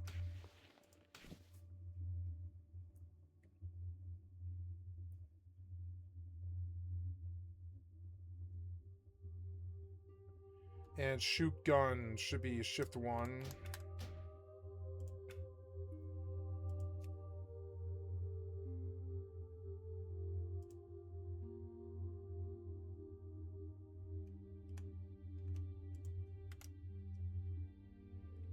don't care. Man, what are my professions right now on this character?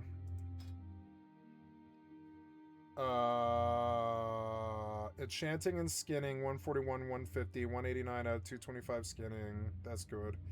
Cooking, first aid, and fishing.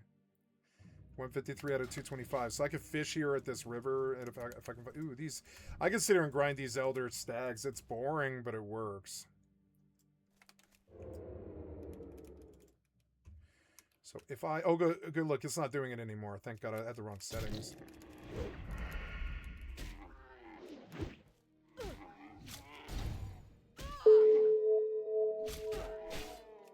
Oh, yeah, I've got to, condense. I should not do that in hardcore.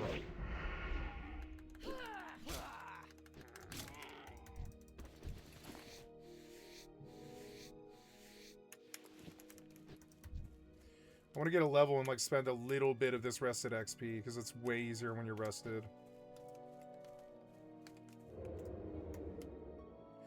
Come in for, like, an hour each day and just grind, like, 20 mobs or something.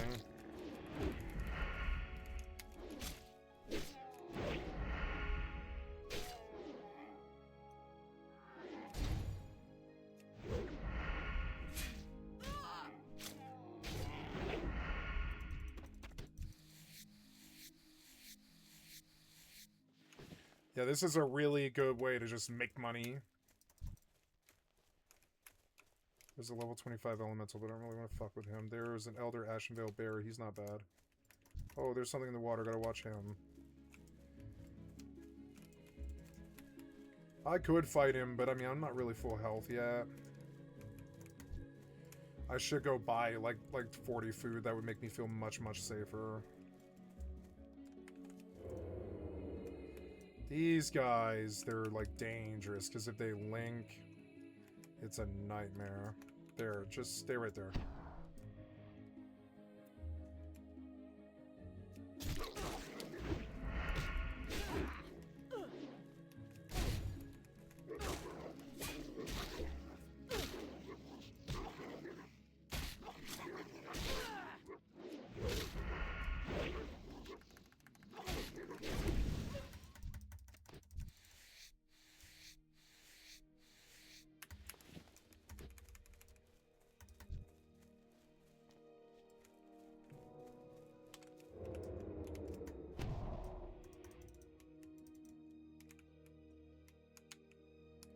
A little lower health for a 27. Maybe I would like to get the opening though.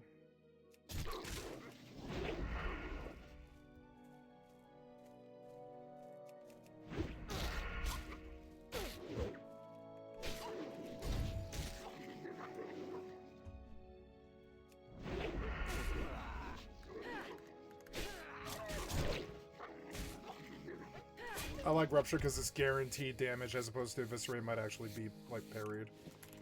The bleed is, like, actual damage, like, not really will hurt them. This is a good way to get a stack of medium leather, which will sell in this current economy. I like Rogue, I won't lie, I love Rogue, especially hardcore Rogue. It feels like the closest, like, best Rogue that there is.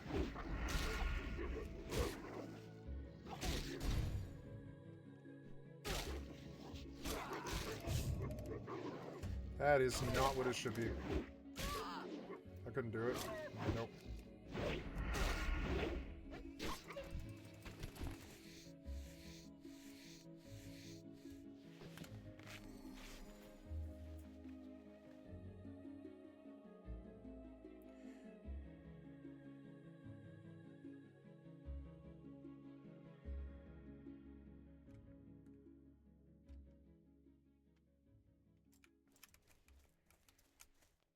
I don't get a kidney shot, huh? Nope. Ooh, what point am I going to get? It's going to be dual wield spec, which is good. That's going to help. It's painful. I would like to get more into reflexes because it's probably safer to buy into reflexes than it is to buy into dual wield specialization. But having dual wield specialization is really good too. So, I mean, I don't know. Agonizing about hardcore specs is fun, I must say. You never forget Rogue. It's like this thing in your blood. When you're actually good at it, you never forget. That was a good hit. Rupture him. 2 bleeds is good. It's just definite damage, yep. Now we'll take the Eviscerate. Yeah. I wish I could make my bar better, like bigger. Yeah, I can't make that bigger. You can't. It sucks, too. They're so small I could raise them up a bit. Like, but they also kind of block the screen. It's not really a good idea. At least I can move them, honestly. You know? Ooh, can I skin squirrels? I can. I can skin squirrels. It is like a source of income.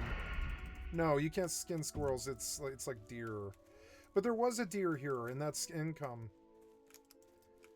Elder Shadowhorn Stag. I like grinding wolves and stuff. That's what WoW was, you know. That's what Rogue was back in the day. Oh.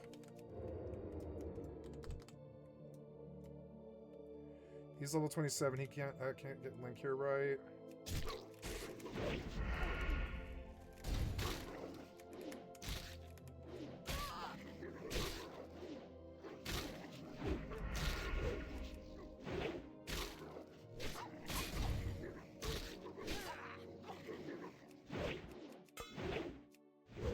You heard me so many times, you son of a bitch.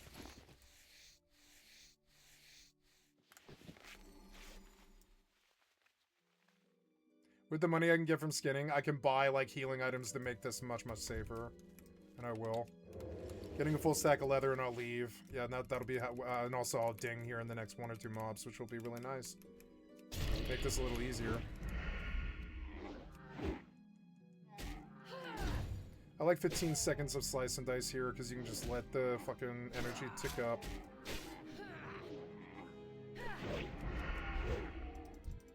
Not bad. 1 more and I'll ding.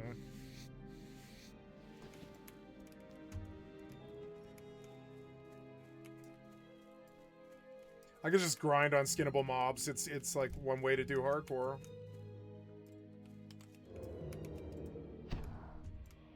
Put the knives away. They're so annoying.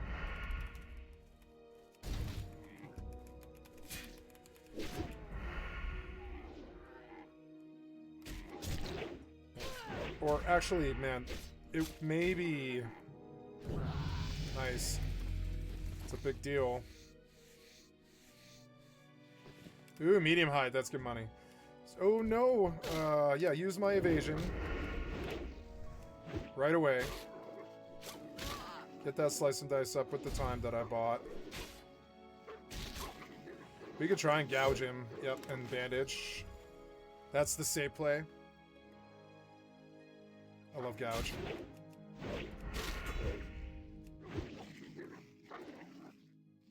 Okay, give me more slice and dice. He was a level 28. I had to play him right, but I did. Play up the rupture on him. Yep. Because you know you stick it. When it won't go until you stick it, which is cool. Medium leather, not bad. And I bandage, and I have like the bandage debuff for 30 seconds. But the leather money, it'll pay for all the stuff I use and all this leather that I got. Yeah, this stuff will sell all of it. I should go sell it before I go to bed. Okay, I dinged. Did I spend my points? No, I gotta be careful. Improve sprint. The next 2 points might be safer to do improved sprint. It would improve survivability. Because it's like an escape, but I mean, it's not really damage, though. Dual wield spec is just better to cap out on your way to Blade Flurry. And I like that stuff, but that's more of a PvP spec. It's not really PvE damage. Not really. Do they link? What if they link? I don't have evasion. I could just sprint. Could sprint like. But I gotta remember which way the... Oops, why did I do that? Which way is... I'm used to my map being control tab now, and that could get me killed. Okay, so the Splinter Tree post is to the east. So... I don't know if that button really works. I might actually have to... What was that? Oh yeah, compress, drop, go out, put the knives away.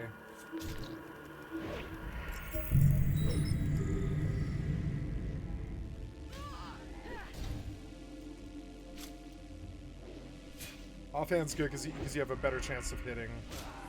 So slice and dice does more damage, which is my spec right now. Yeah, just put the rupture on him. I want the actual damage. Yeah, kill him.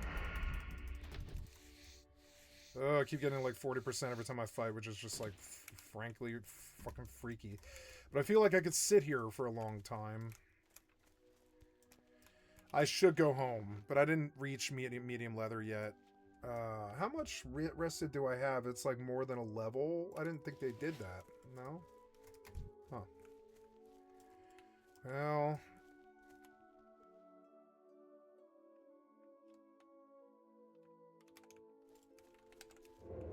I wait for my health to tick up.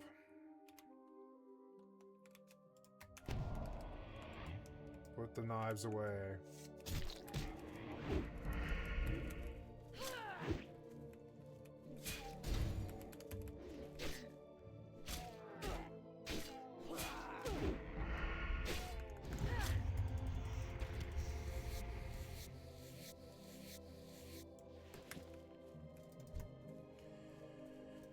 I am 26 now, and I will have to go train. That's another thing. Am I 26 now? What level am I? Yeah, I'm 26. I get to go train, which is a whole thing.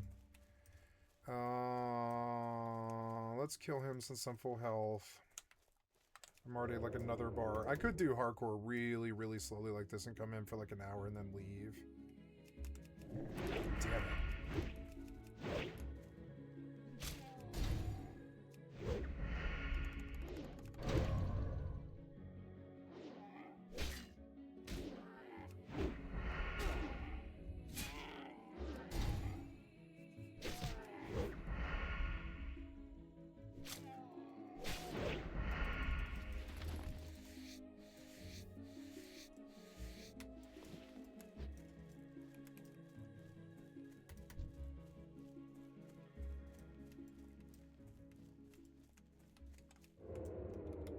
Gotta watch the water. Put the knives away.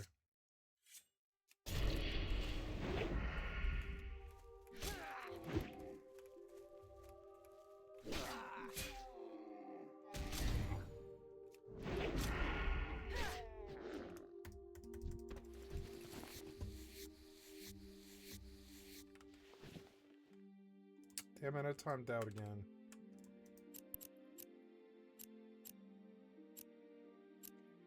Oh, they suddenly finished that ice field, I guess. Yeah. Well then, dock. Docking request accepted.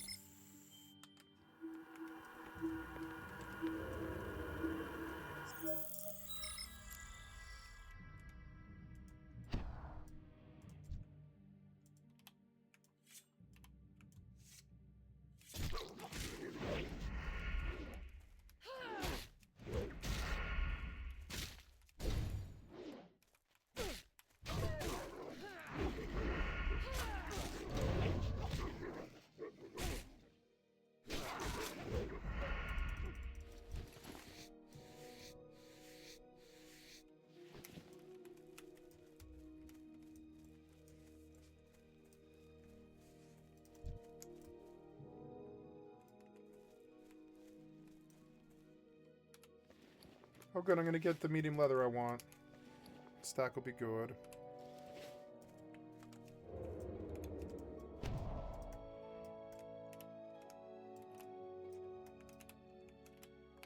Oh, put the fucking knives away. Put them away. I didn't get it. I missed.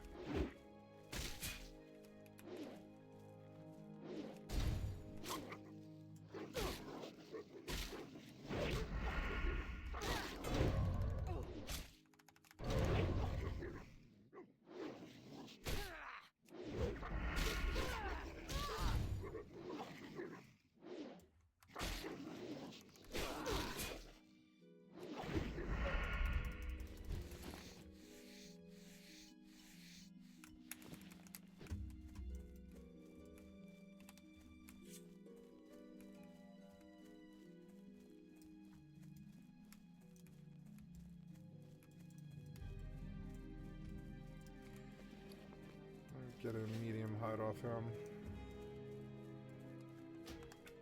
Couple more mobs and I can leave. It's a little stressful. It's not something I would do all the time.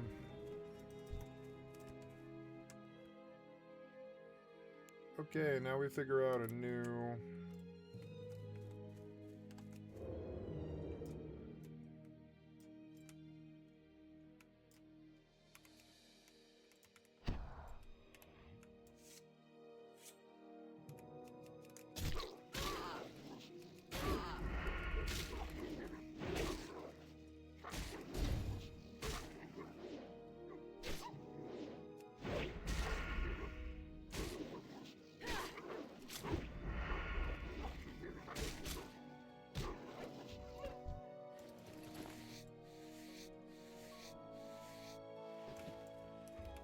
Oh no.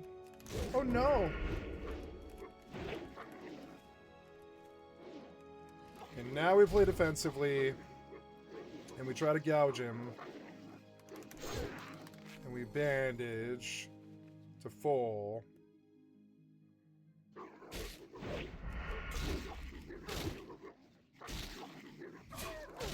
There, that was a big hit. Fuck him. Got him.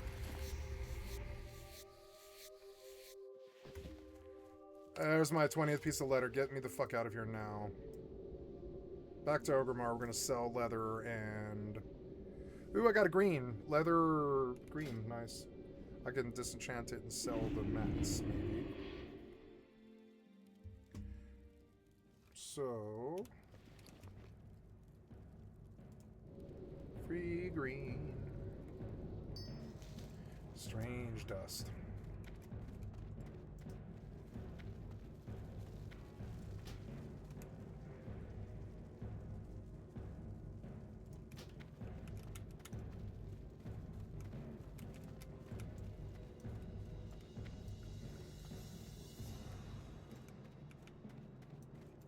Gotta get food. Definitely gotta get food while I'm here, but I don't have to do anything but post on the auction house. That's all I have to do. Okay, browse auctions. We're gonna sell things. This stack of medium leather will go for $278 for a stack. That's it. I have per unit. That's it, huh? That's everything, huh? All the stacks are $278, 3 silver, $277, huh? Okay. Oops, no. It used to be worth a lot more than that, I think. $277, that's really not very good money. $277. Oh my god, I have to deposit 6? No, I'll just vendor at that point then. I'll just vendor then. Ugh. Strange dust are 2 silver stack, and you can see that the bots have dominated this economy. It's terrible. What about heavy leather? What will heavy leather go for? A stack of 20 goes for 4 silver. Because the server died. And I'm better off vendoring, honestly. Well, alright. Maybe some of these sell or something. We don't know. Maybe a stag meat sells. I don't know. No, I don't think any of that's going to sell. The market's dead because nobody's buying anymore.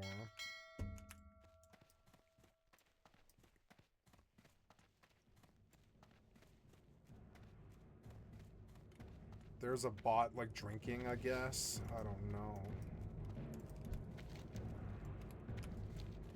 Gonna go vendor, and I'll buy food. Guns and ammo. Gay if dead, faded black.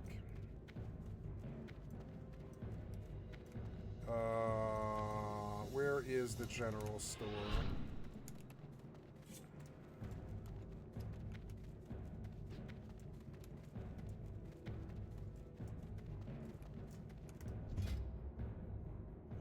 Okay, let's vendor stuff. 1 gold, 6 silver, or sorry, not gold, silver. Saw patch of fur went for 12 silver. Rough leather scraps, medium high, broken antler, the shredder operation manual.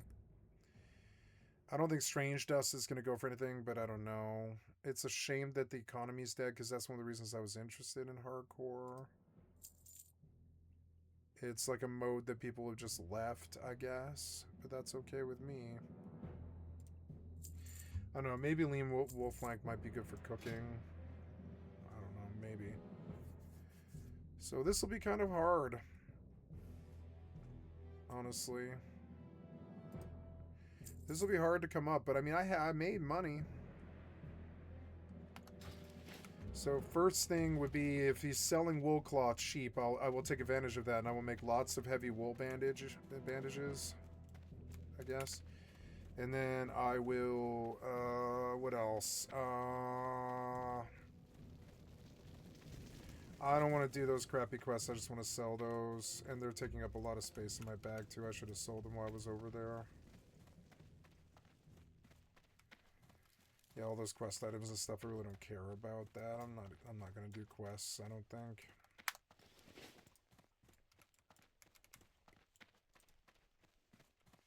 Just do a couple of bars here and there.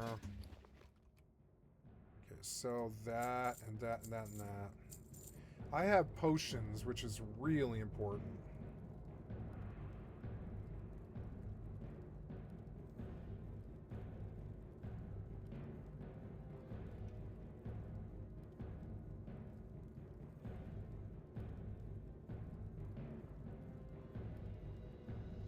I want it on my bar where I can see it.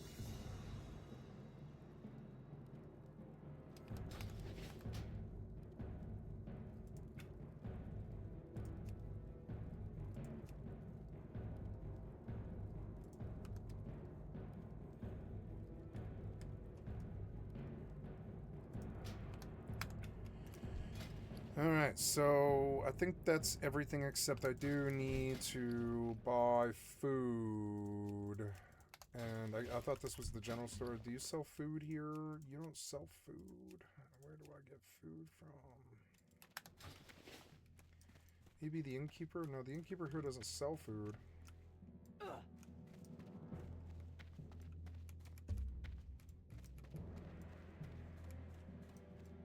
I need food, but I don't know where to get it. Leather and steel armory. Where does one buy food in this fucking place? I can't remember. Boomstick imports.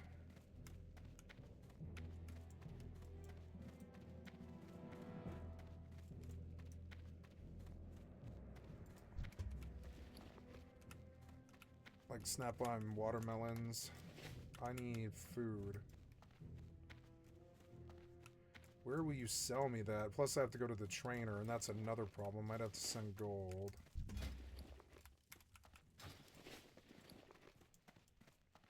This is harder than when the server was actually running. It's unfortunate.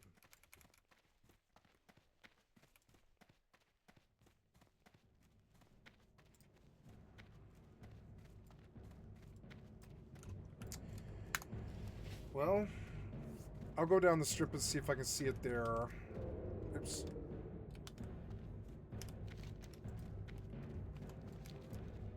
Traveling gear. General trade goods. You don't sell food, though. Damn it. Bag vendor.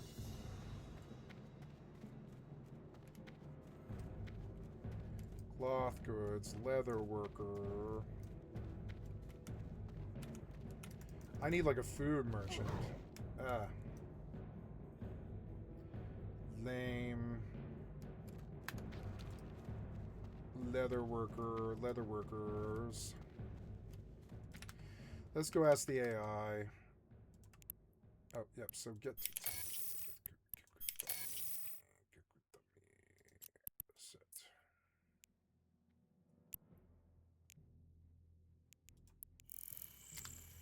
Okay, go back into Mortal.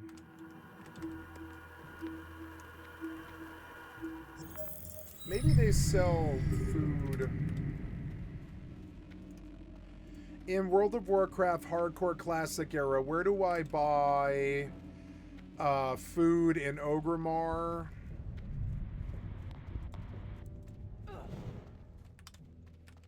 Oh, gotta be careful, like, autopiloting hardcore. Dune Awakening, they want $50. Oh my god.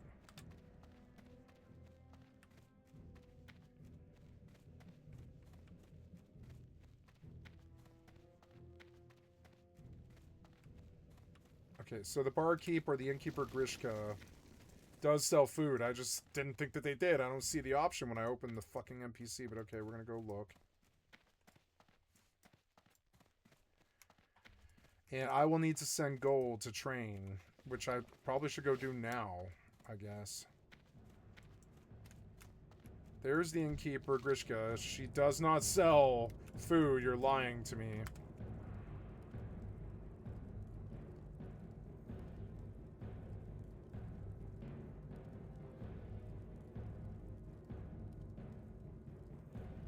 Barkeep Marag, where's that? Oh, here we go, here we go. That's the guy. Okay, that's the guy.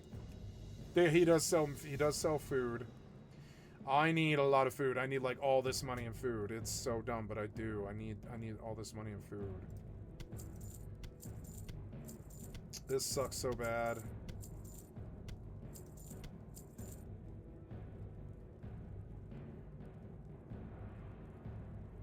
But I mean, that's what I need. You know, it sucks, but I mean, it is what I need. I need this.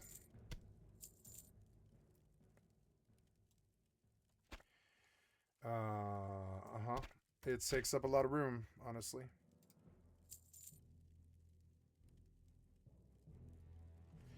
We should look at quests. Smart drinks in the Wailing Caverns. I don't want it.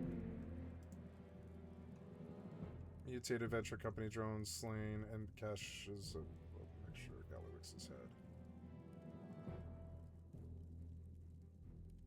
Revenge of Gan, the War Song reports. I don't want this one. Get rid of it.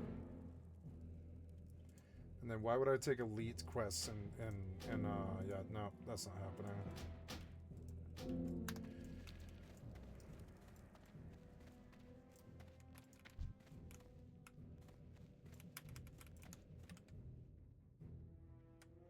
Yeah, I better go send money from the alt pretty much immediately because I do need to train, and tomorrow I will yeah, I will send money and I will use it to train, and then I will send it back.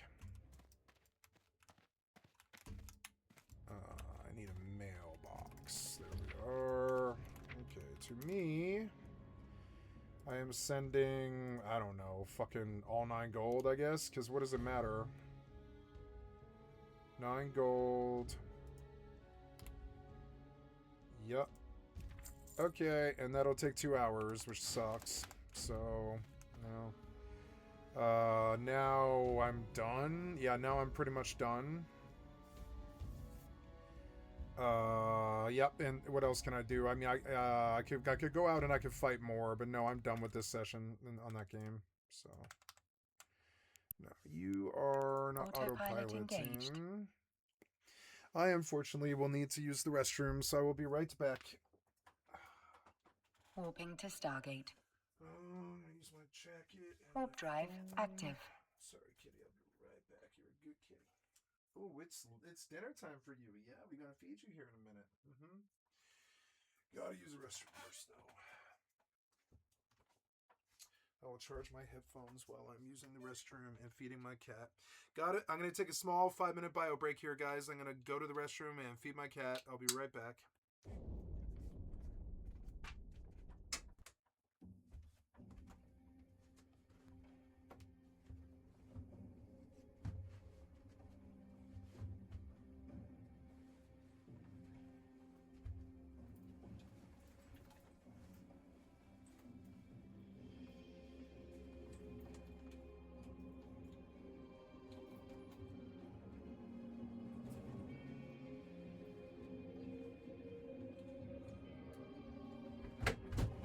Approaching Stargate.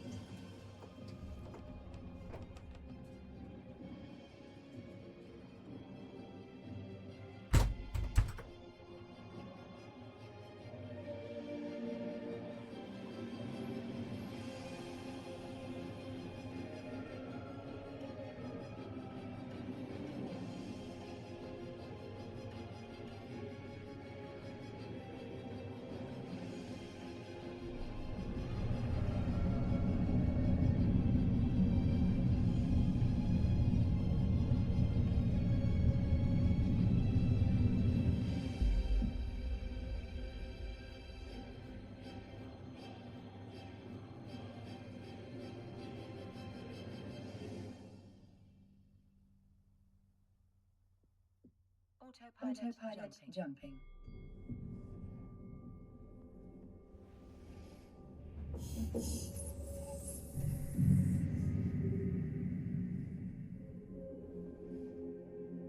Warping to Stargate. Warp drive active.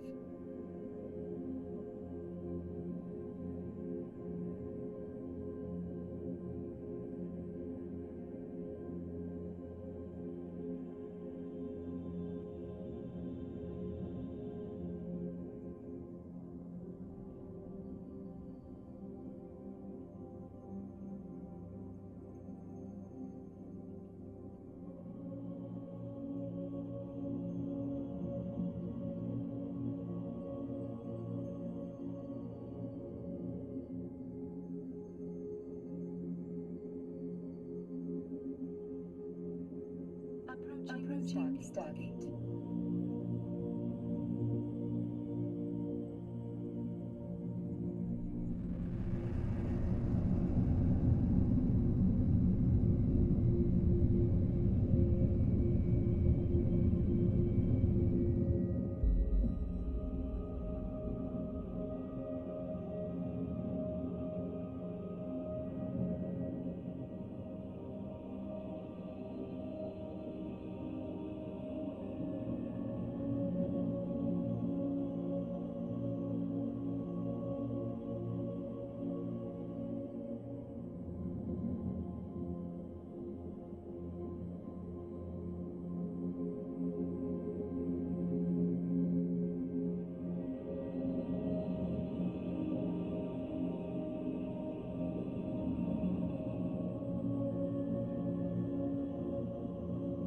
Autopilot jumping.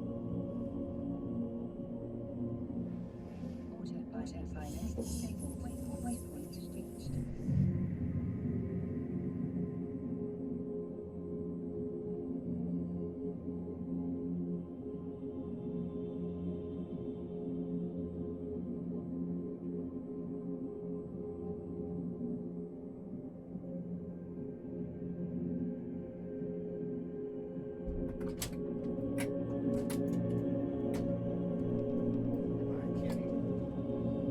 It's dinner time. Are you ready, kitty? Are you ready, kitty? Are you ready for dinner? It's food time for kitty. We're gonna feed her.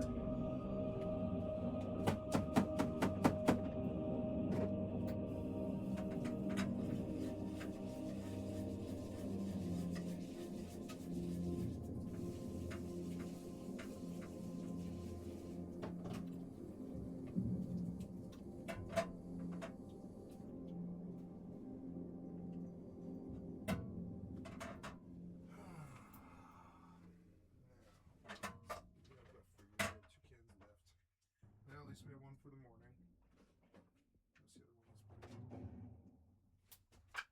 Alright, kitty, you're getting dinner. It's got to stretch till the morning, so make it stretch. This is what you're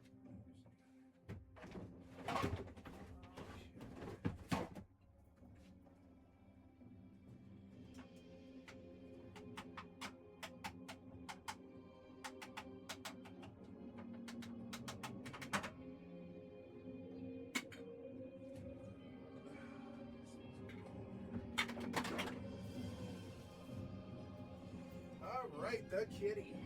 There we are. Alright.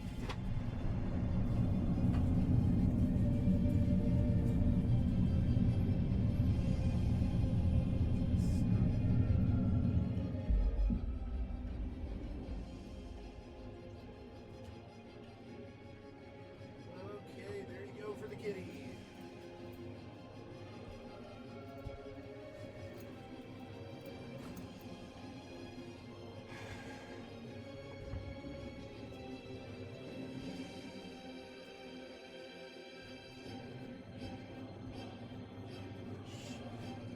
Just not pay the VPN.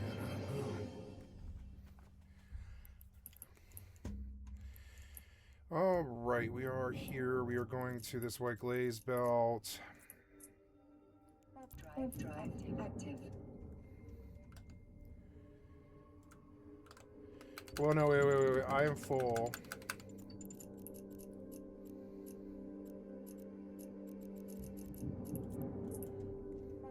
Drive active. I like the music on their character select screen a lot, actually. It's good. State of Azeroth. They give you so much feature of Azeroth holds for more. I don't see why WoW can't steal all of Rust's like Valor and stuff. I don't see why they can't add stuff like that to WoW. I really don't see why they can't. There is kind of that stuff in WoW Hardcore. They need to embrace it more. It's hard to do, but they could embrace like survivalism. Nice. Management went up quick. Now, is management a primary skill? It appears that it is. Management is 45, and then negotiation I will use, yeah. So, Docking request accepted. go chop some tree by guard.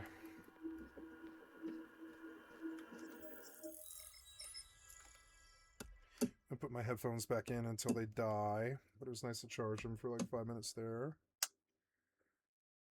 Okay, we are dropping... Oh no, I left that ice there. Condensed ice. Damn it, I left that ice there and I really didn't mean to do that. I left ice 2 jumps away in Vatuolin. It was like 50 mils, so we have to go back and then come here. But that's alright. That's not really that bad. It's like 4 jumps. It's all good. I'll do a fast jump first. While I log into Once Human. Yeah, we'll do like fast jumps here. This is faster and safer. I think I'm done with WoW for the night. I think I'll close out Once Human. The raid timer just went up and I gotta make sure nobody raided me. I don't care if they did. I wanted to see. Running program has been detected, yeah. So loading bay. Let's put you off it on screen. You do not fit DPI correctly, which is no good. I want you to close this window and then open the loading bay again. Open the loading bay again. Damn, the time flew by again. I'm running out of hash, which is annoying as hell.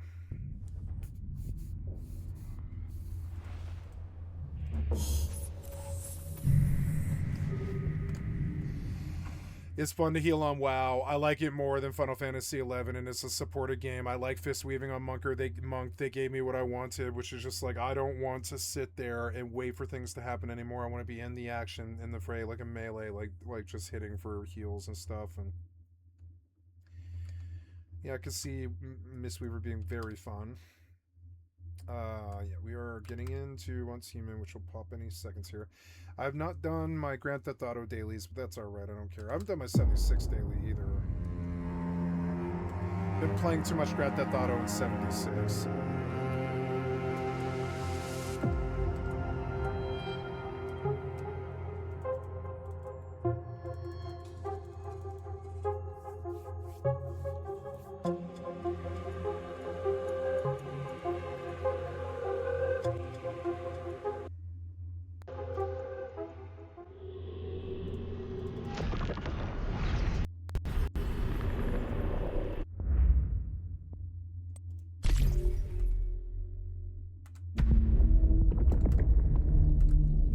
Naval update's coming here, which is sweet.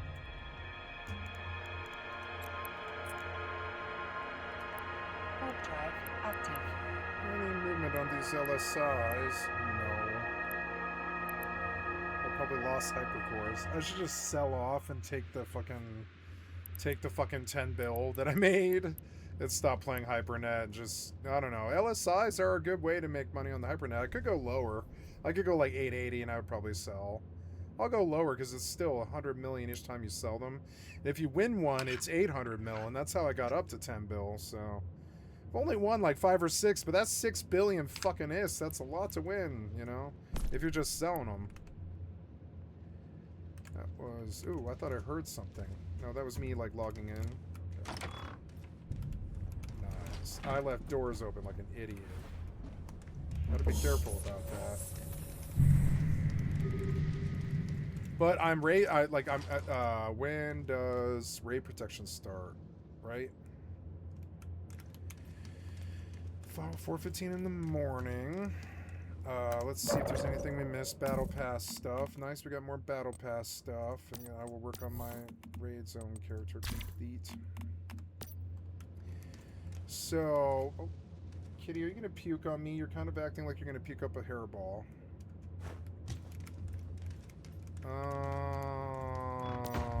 Ooh, tungsten ingots. Let's do that. I saw tungsten somewhere, but I don't know where it was. I'll make nice bit of steel ingots. Yep. Let's save the last little bit in case we need them for crafting. Got a lot of charcoal. Make some charcoal too. I'm gonna make some more charcoal, I guess. I don't really need like that much charcoal, but yeah. Steel ingot.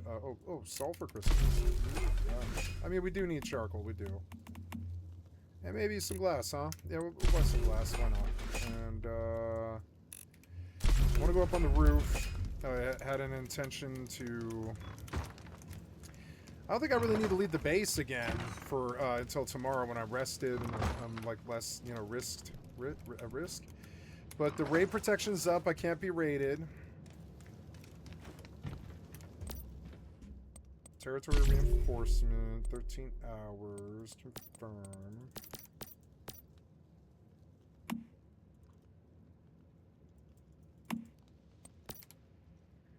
The 24 hours of sturdy effect, nice, and I could wait. Repair all, repair durability only, damage and durability. Oh, I don't have any damage apparently. Good. So, now we produce shotgun shells for these turrets, is the next thing. Gunpowder. Ooh, a lot of gunpowder, that's good. Well, and bullets for me. Let's go out on the roof. And I like this little thing that has, like, peaks and stuff where you can see the sky and like, you know, slats. And. But I think windows would be better. I want to keep the sky open. But I do want to put windows up so I can shoot out of them and get cover. I'll keep them wood so that they're easy to maintain.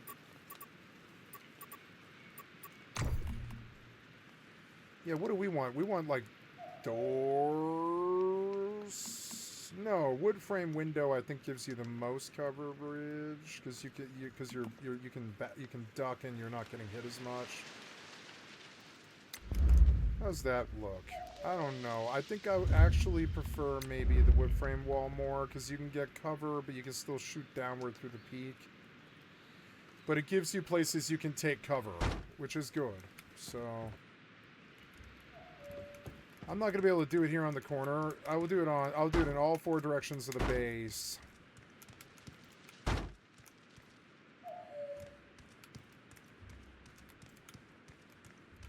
Wait, 1, 2, 3, 1, 2, 3, 4. Oh yeah, this is only a 3x4. This is only a 3x4.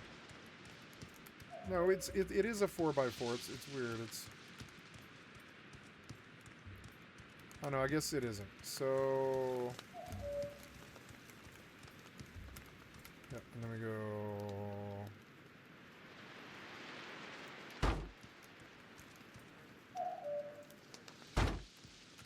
Oh, that wasn't it, huh? Relocate and spin.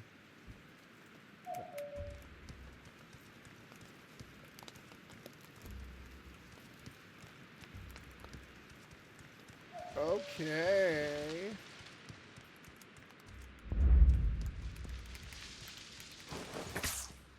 Oh no, what did I do? I used a large treatment thingy and I really shouldn't have done that. Oh well. Yeah, put like this, and I don't have bandages, huh? No, I don't have bandages. How does that work?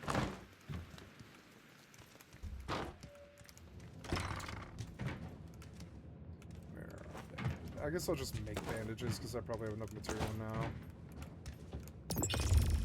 Basic shield generators. They take metal, but I could take like a few of them, yeah. Give me like 4. Bandages, give me as many as you can make. Like, I don't know. No, I'll take like 8, pack of 13, maybe. Gunpowder. How's this going? We are down. This tree's down.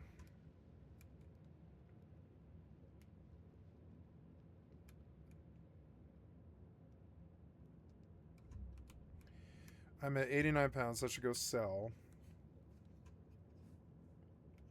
I wonder what it takes to make a bow.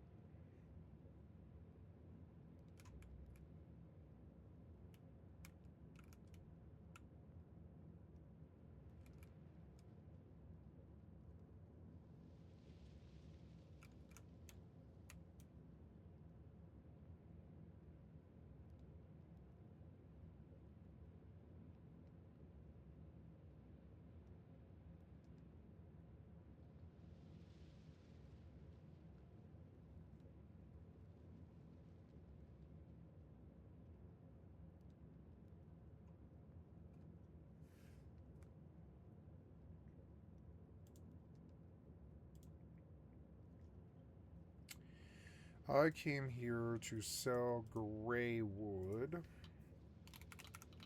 Gray wood. Oops, almost sold it wrong. Highest first, 68. Gray wood marlin.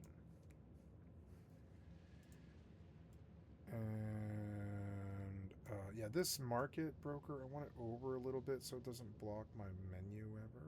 Yeah, like that. Could we make the UI bigger? I'm at 117. Try 120.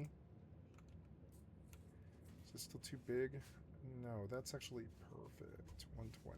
120 is the perfect number. Yep. And then we pull you up a little bit. Oh, I am not playing Eve, so now I want you to dock.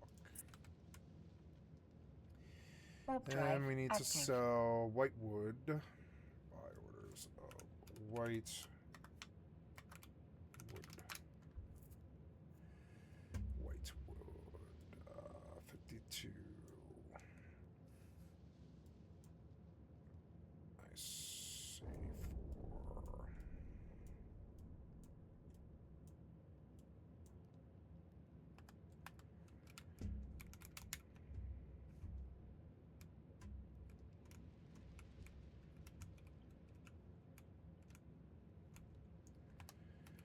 Okay, so we pulled up that kit that I lost, which is good, and I'm up. I'm like really genuinely up. Maybe I can go back to rats and not get killed this time, but that I did lose a pig, so I suppose I should get up and go get a couple pigs, I guess. It's sort of late to go to do anything like that, but I mean, yeah, there probably is like less people at rats now. Maybe, I don't know. During the daily, you might actually see people there.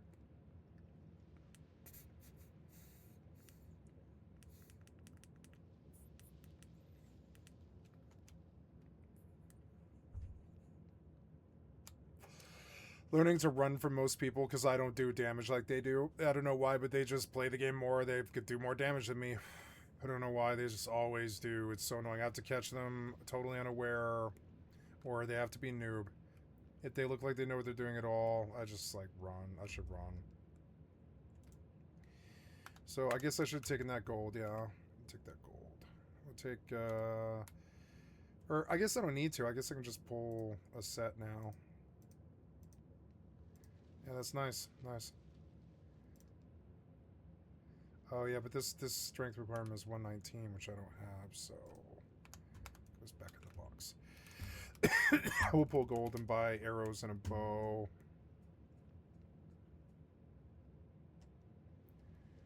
Arrows and a bow. Pull 20 gold just in case. Split. Turn on the sound.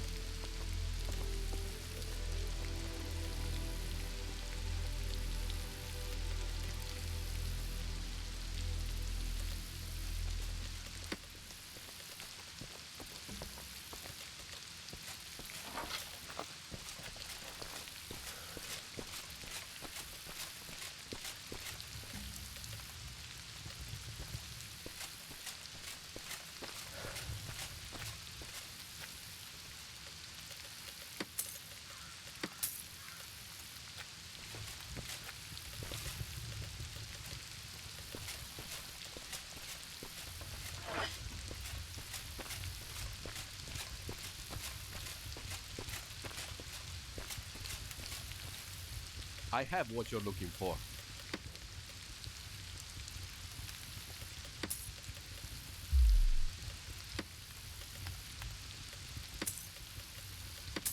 Nice talking to you.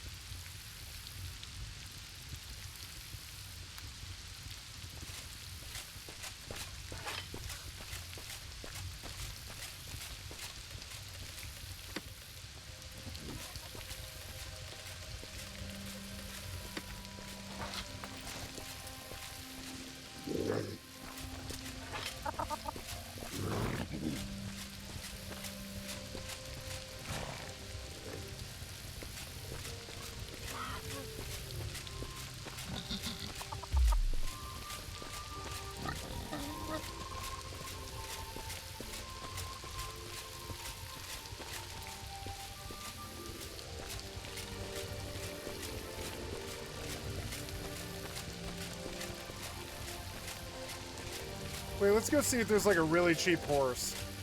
For like 5G, so I can just ride it to pigs. I think that's a better use of this money.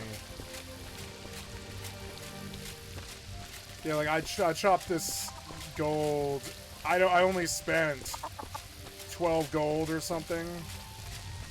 And now I want to spend like another 5 on a horse, so like yeah, it's like 20 gold to get up, but because I chopped like 250 gold today, so I really don't care about buying a horse, you know, just so I can go get 2 pigs. Yeah, I'm low on pigs now. I'll take a horse to pigs. 8 gold, 88 horse. Yeah, it's funny because that's exactly what I have. It's funny. Yeah, why not? I'll take a fucking horse. Why not?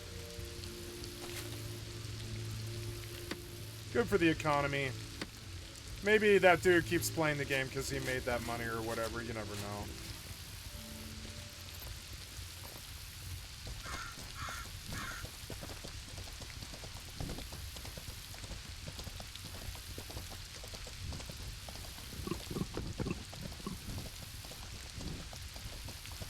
Okay, we're here in the mining hole to pick up all of this ice. Ooh, be careful you don't fall. Yeah. And just take me on over there to Razorbacks.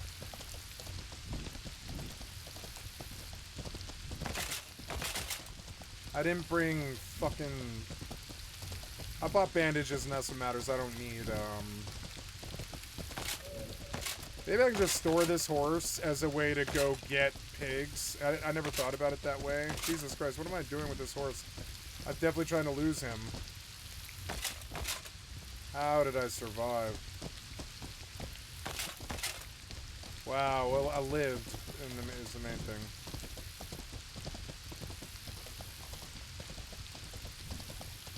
Right now I have a rat goal. Yeah, I'd like to kill rats. Yeah. So I want to go back to rats, but I want to get 2 pigs first. And go make some, yeah, some razorback, what are they called? Saddles.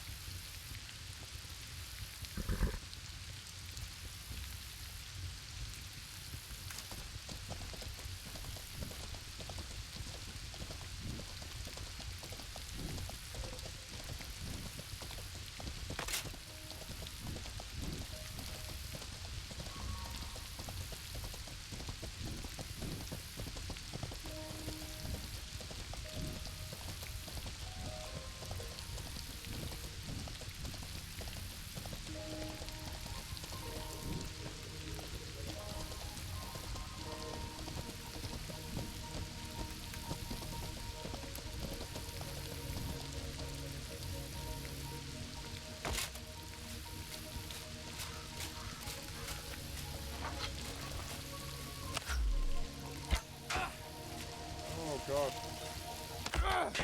This bow does not do as much damage at all. Oh, I don't know, maybe it does.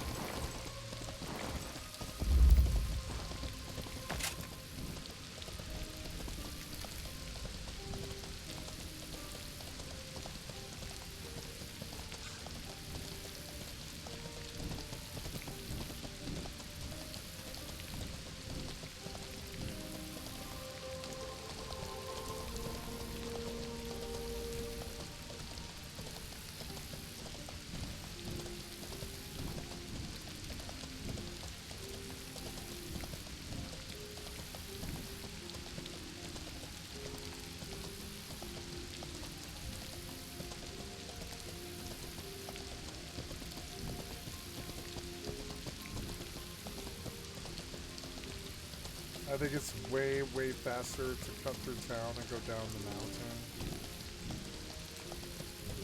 Going down the mountain isn't that safe.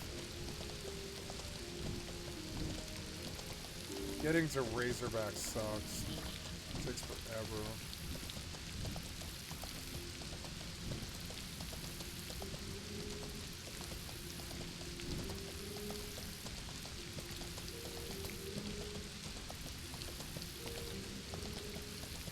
I wish you had map cursors and make the game so much better.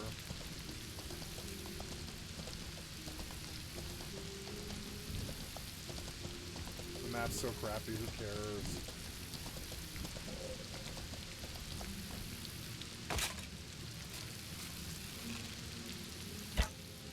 Oh god.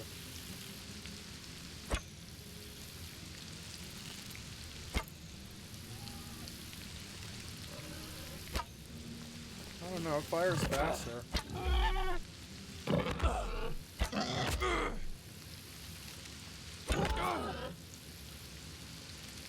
Wait, my marksmanship. Oh, yeah.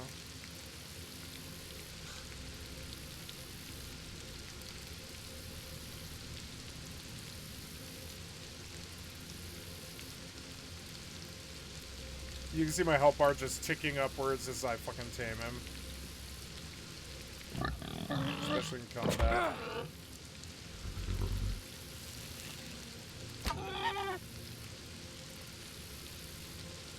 Oh no! I don't know why I shot him again. Don't kill him. No. Damn it, that's not what I wanted. That's not what I wanted, you son of a bitch. No.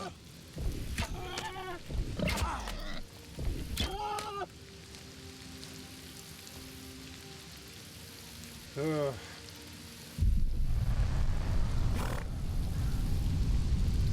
Relic landing.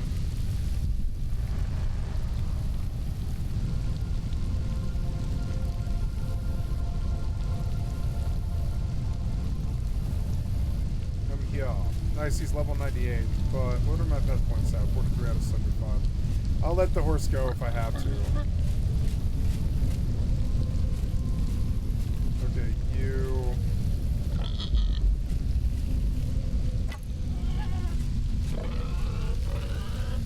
I've got resin on my finger. It's very bad. I don't want it on my nose.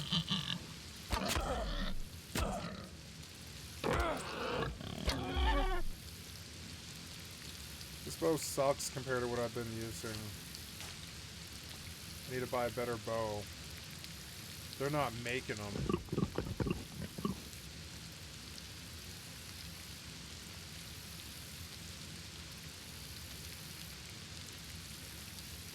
Here's the other Razorback. He's 35 or 25 or something like that.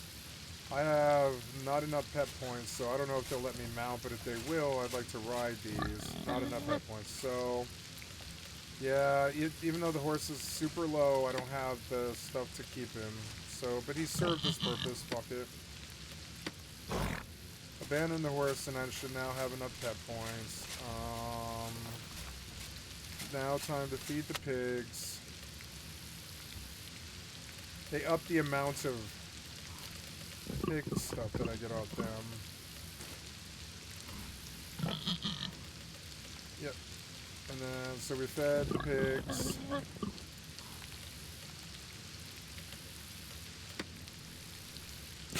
I think there's a house around here.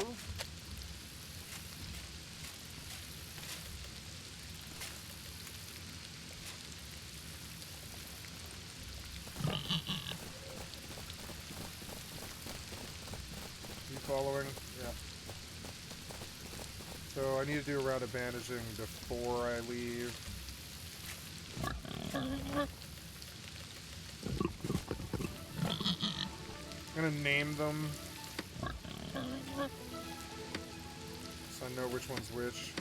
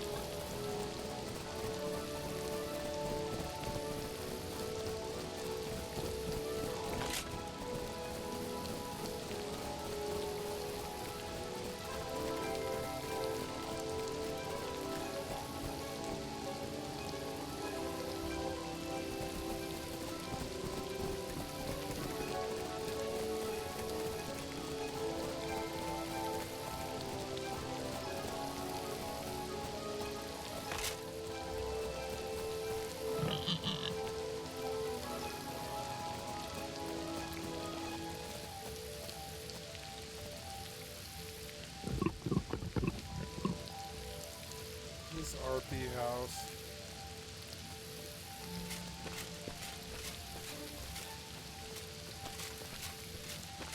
With no serves no purpose.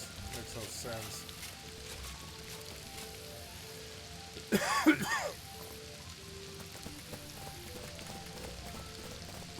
You know, I think I'm closer to rats. I'm just gonna go to rats. Oh no, well, yeah, I can get up by rats, go over, I can make pet equipment. Maybe there's a house on the way. I need to heal these pigs.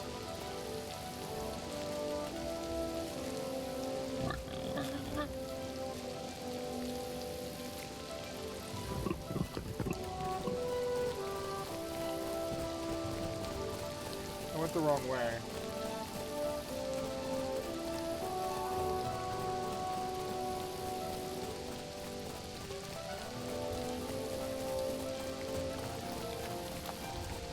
Oh, I can shoot this. Can I shoot this bow from the horse? Yeah, maybe this is a better bow anyways.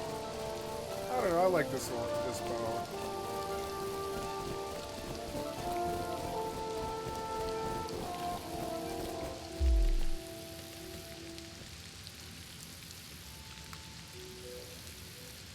In the game Mortal Online 2,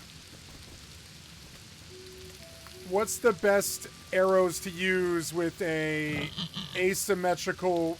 Oops. In the game Mortal Online 2, what is the... Goddamn. Stop. What? I don't understand. Stop. Go away. In the game Mortal Online 2, what is the best arrows to use with an asymmetrical recurve bow?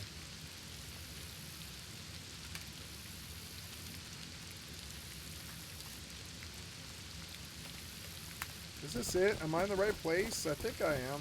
Isn't this it? I don't know. Will this go all the way up? I don't know. We sure as fuck try, I guess. You know? Oh, I don't want to fall, though. I don't think this goes up. I don't know, though.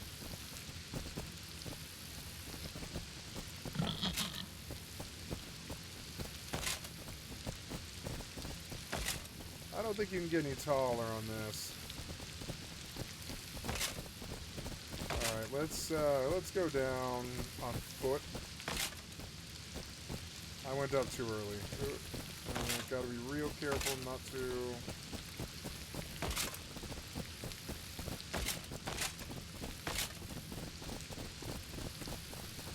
There's the way up. Oh, I think that house has pet equipment. Is it this one? Yeah, I think it's this one. This BKM Pokemon house has pet equipment. Oh no. No. Armor, weapon. Get off me.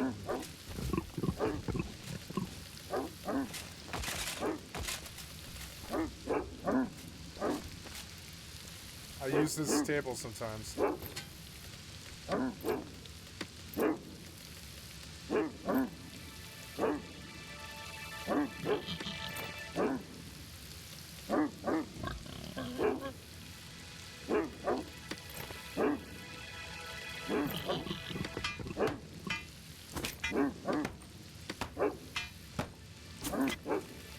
Oh, we have one.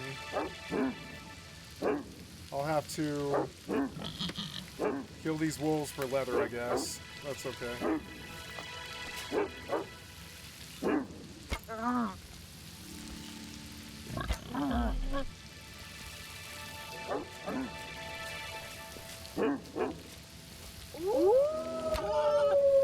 God damn it, get off him.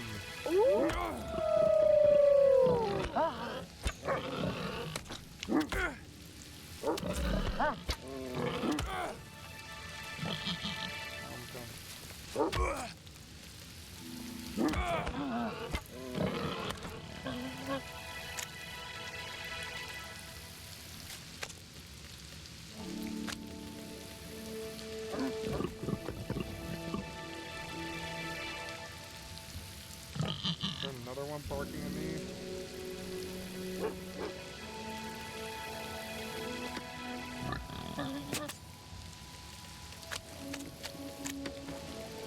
Well, I should have kept it. Oh well. I want to be able to move.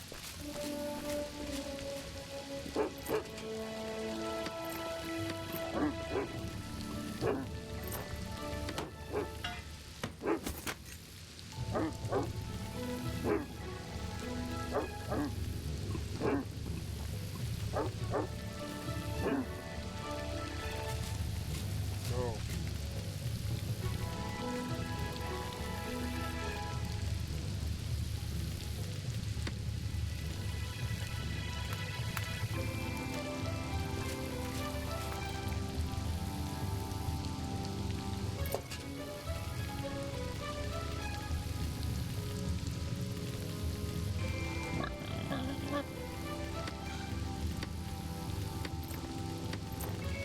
Thank you, Pokemon.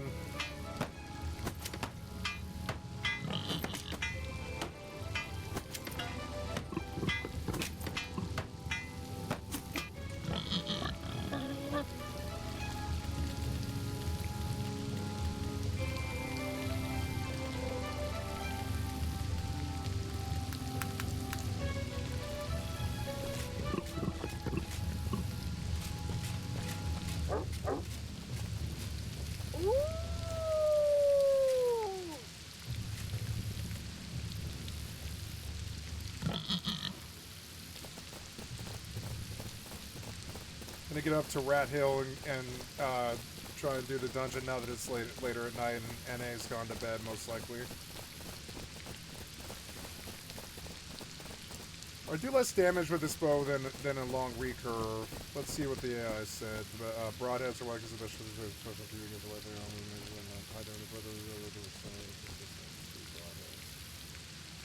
broadheads. Alright. So I was supposed to use broadheads with these, and that's what I thought. I was like, doesn't that use like a lesser ammo? And it does. Shit, did I pass it? I don't know. Did I pass where I'm supposed to go? Isn't it further? Yeah, it's that burn. It's that one.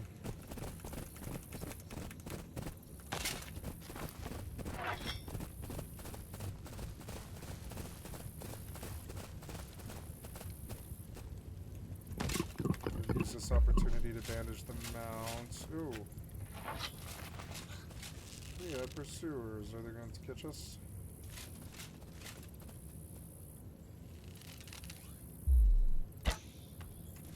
I hit him.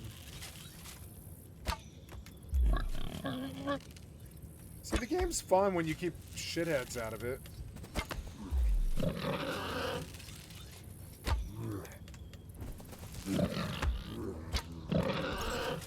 Yeah, 70, right? Yeah, I was hitting for like 40, 46. Yeah, I think these arrows are better.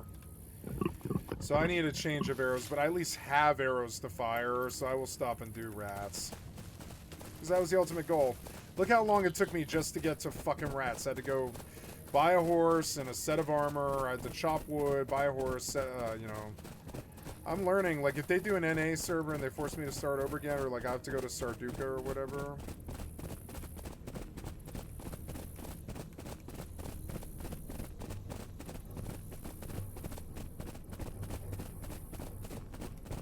I don't know what I'm gonna do for pets or what.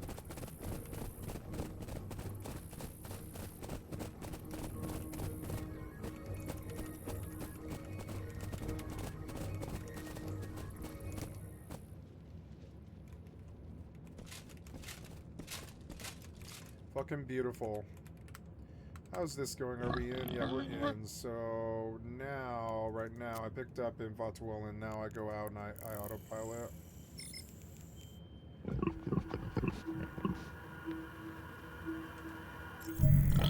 Fucking beautiful view. So, okay, we're all set except I need to bandage A one more time. We're gonna go fight rats now. I don't really want to run out of arrows, so I'm just gonna use the other arrows. Yep, get off. Oh, get off. Oh.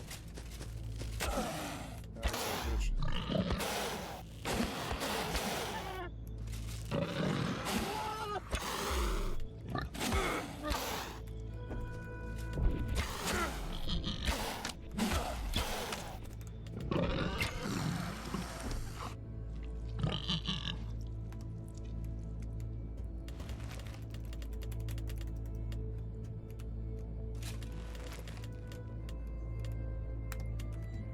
Can I put the carcass in the fucking water and I'm just gonna see? With carrots and stuff. Yeah, I didn't bring a cooking utensil though, that's the problem. Maybe I can find one. Maybe there'll be a kettle in here. You never know. 2 silver is 2 silver. I'll take 2 silver. That's always good. A got hurt in this fight. I'm gonna start trying to use them like a BM hunter pet because they are useful like that. How many rats do I need? It's 2 out of 25. Jeez, that's a whole run, yeah. It appears that somebody cleared these and maybe somebody's here. That's not good.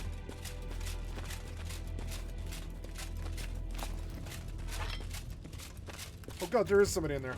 It's that same guy, maybe. We need to get the fuck out of here now. Get out of here now. Get out of here now. No. Come. Get on the fucking pig. He has to run. I can just leave. Go. He has to run. I can just leave. Get out of the way from the trees. I don't want trouble with that guy. Fuck it. Took me way too long to get here. If it's the same guy, we don't want to fuck with him at all.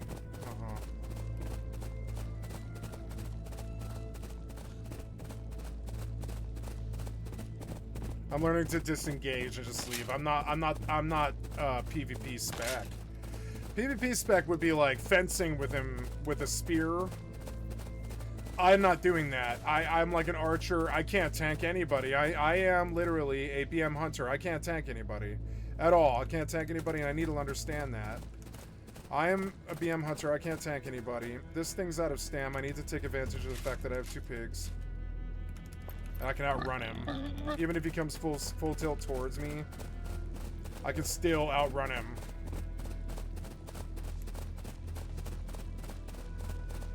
I can throw like a whole bar here and just turbo away from him.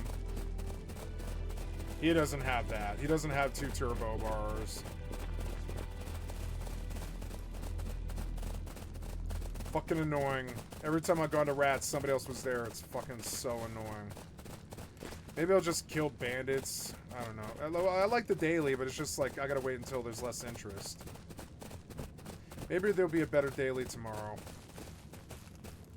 Okay, he's out now. He got hurt. I'm gonna bandage and then get on. Let's go kill bandits, I guess, for fun since I suited up. Or I could just dump.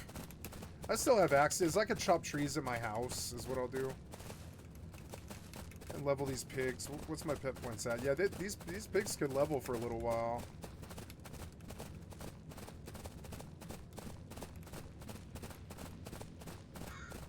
I don't know. I have stuff. I should put in the bank. I'm going to go to the bank. This house, it's a nice house. But any materials that I leave here, I have to, like, go back for and run some other time. So I'd rather just run this to the bank right now. I'd call it a successful run. Bank this pig, and in the morning I'll go back and get another pig. That's immortal. Everything takes so much time just to travel. So you really gotta, like, think about what you're gonna do with that run. I like the game. It really jumped at me. Oh, autopilot, please. Autopilot engaged. If it was that same guy, we did well. Warping to Stargate. Warp drive active.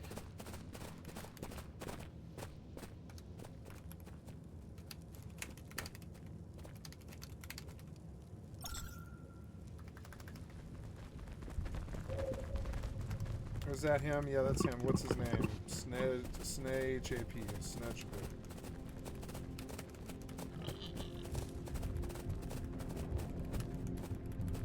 Snudgepeep. I maybe could have fought him, but I don't know. He's got a fucking Tor dog. That outclasses me if he's actually spec'd into it. So, here we go. All this stuff that I got.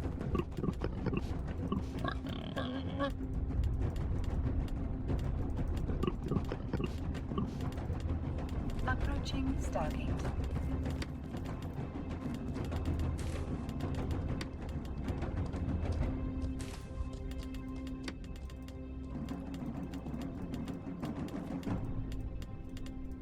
Oops. Yeah, maybe I just bank all this, I guess. And go back to shopping. Fuck it. Like Rust. I like how it pops you to what you're doing. That is cool. Lots of arrows. Bodkin arrows for this, huh? Yeah, so I like this bow. It's a good bow, but...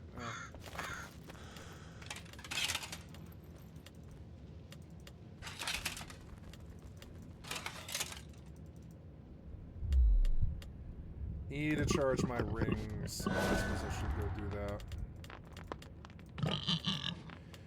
Okay, pull out 30G. Yeah, we're naked now. Well, no, I guess I don't want to do that now because I've been like chopping trees and somebody could gank me.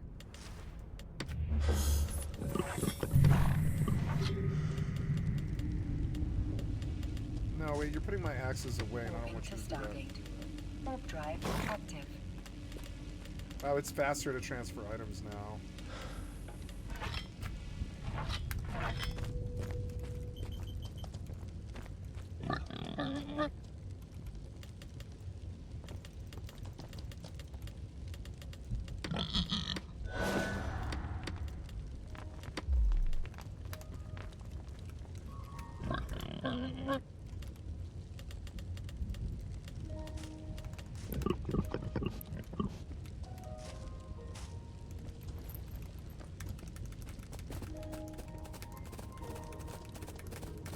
Approaching Stargate.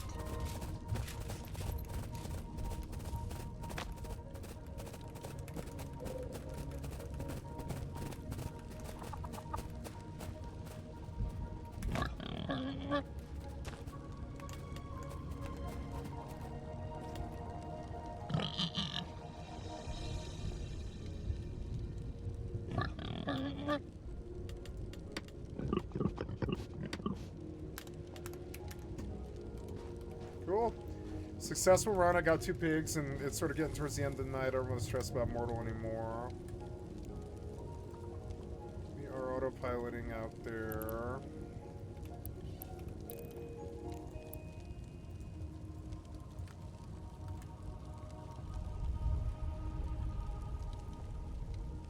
Autopilot jumping.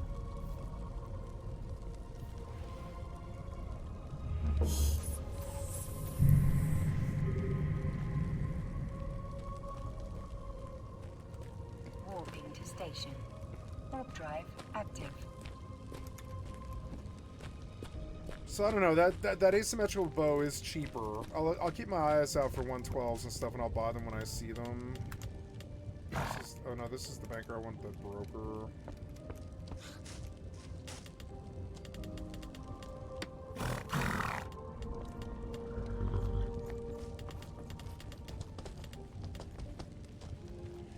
$129.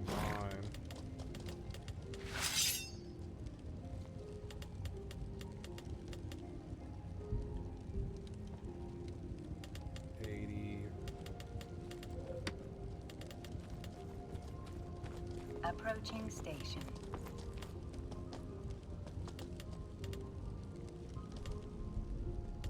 They get expensive. Maybe I could research how to make my own bows, because I'm dumping a lot of money into bows. It's kind of annoying.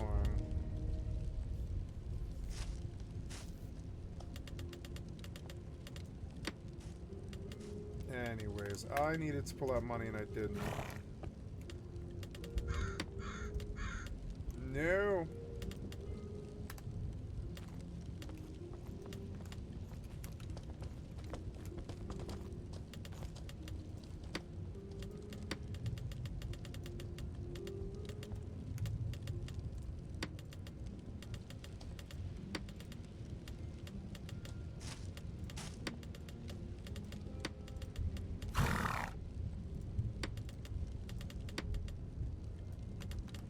Okay, and I placed bags for sale.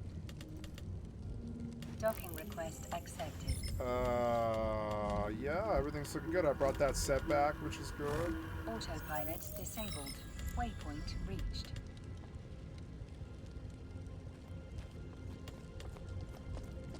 Yeah, I have a lot of stuff.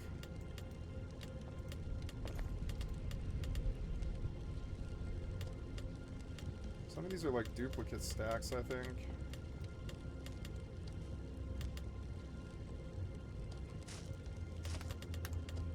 Maybe I can sell that that pig meat. Oh, but I don't have no, I'm not gonna be able to. No, I'm gonna lose this pig meat. No.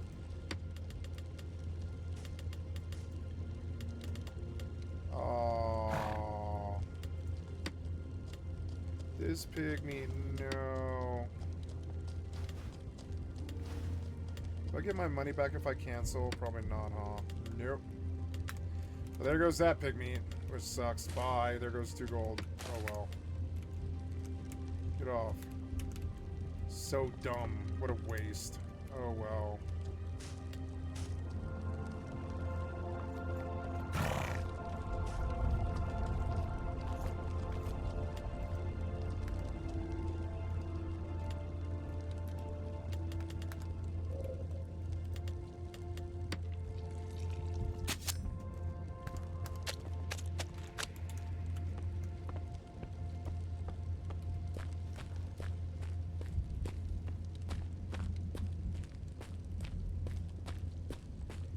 go back to rats tomorrow.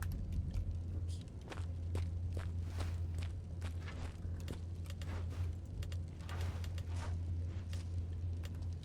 I don't know, maybe I should stack that stuff. I think stacks on the auction house might be really good.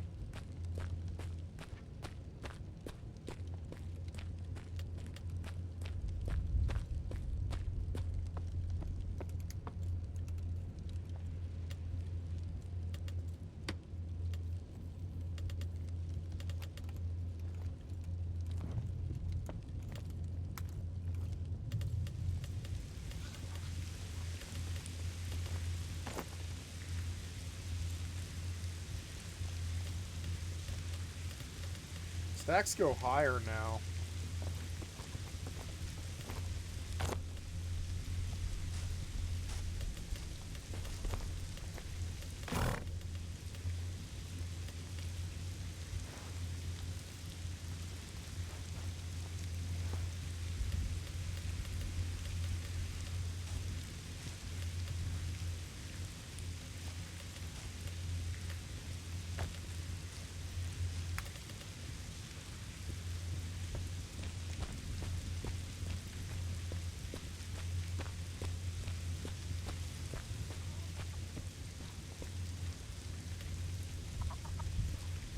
Oh, well, yeah, I should buy broadhead arrows, but that's okay.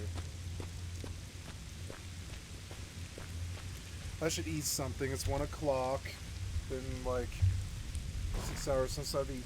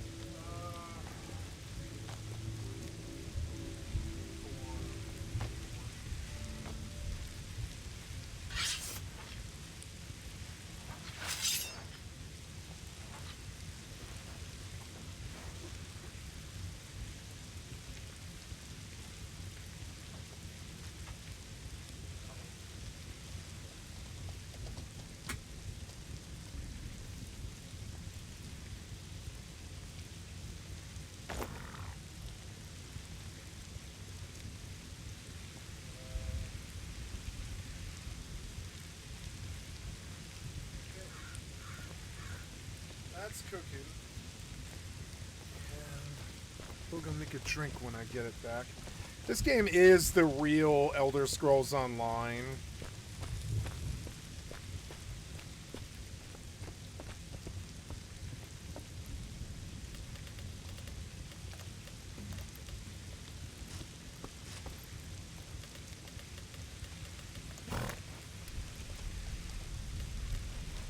Razorback carcass, a lot of it, but I don't have a way to transport it and I don't have a way to sell it. I have fuck tons of bags and stuff that are full of stuff, aren't they? I don't know. No, I pulled most of this stuff out, yeah.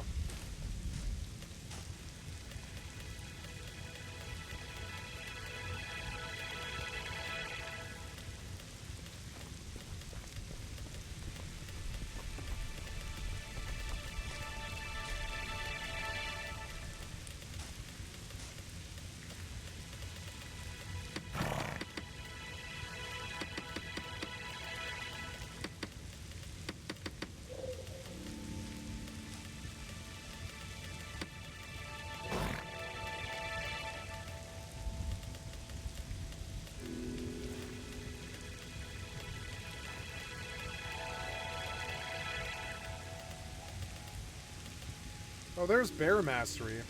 Oh yeah, but Bear Influence, yeah.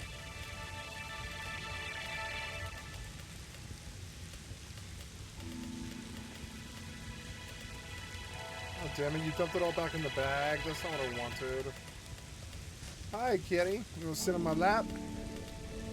Hi, beautiful kitty. I'm making food, yeah. Oops.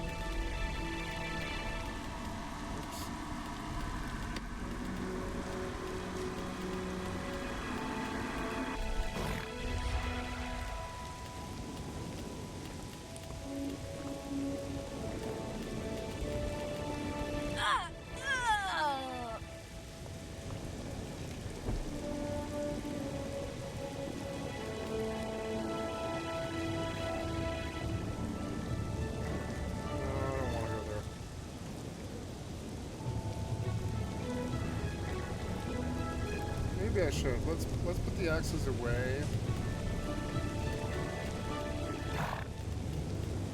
Let's go see what happens. Fuck it.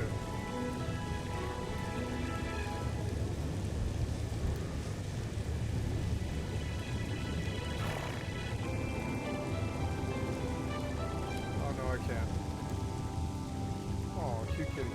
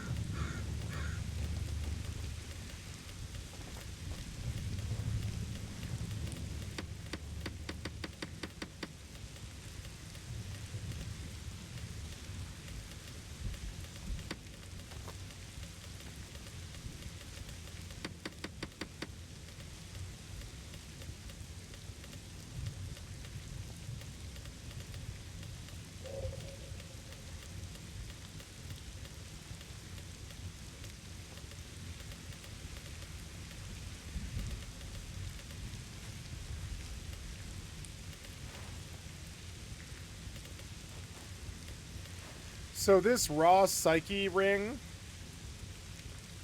it might be really, really good. Let's go look at what raw psyche rings go for. I might be rich and I didn't know it.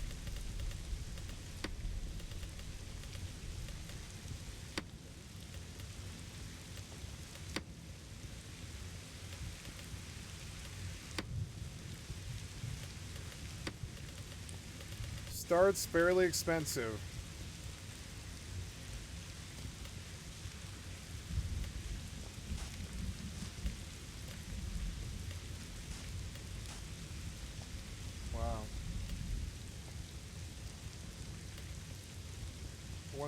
Oh, gem effect, yeah. So this ring might sell for 15G. So let's sell it.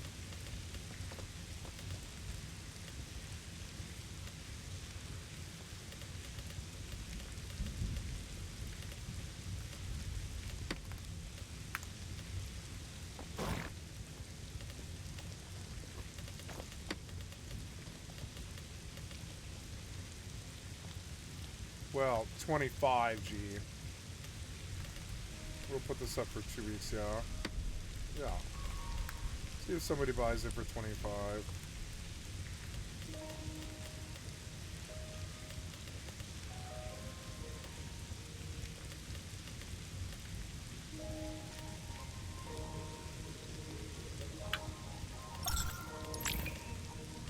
Oops, what's this? Oh.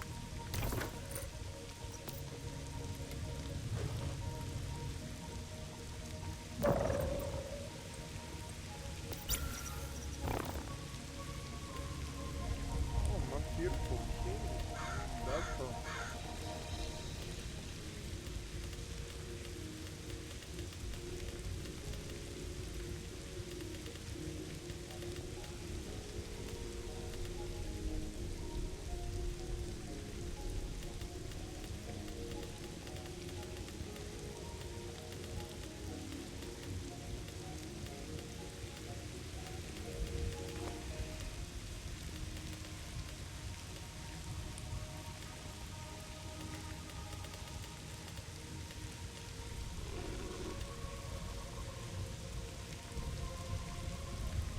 $460 gold. I was at 50 gold like 2 days ago.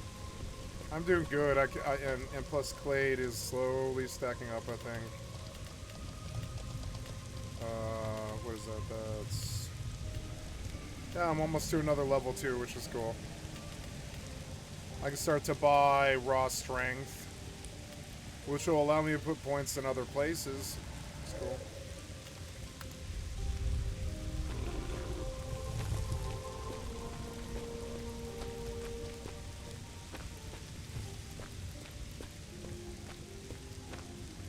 Oh yeah, I'm going out chopping trees.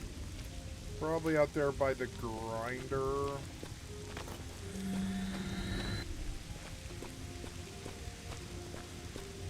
Eat my dinner now.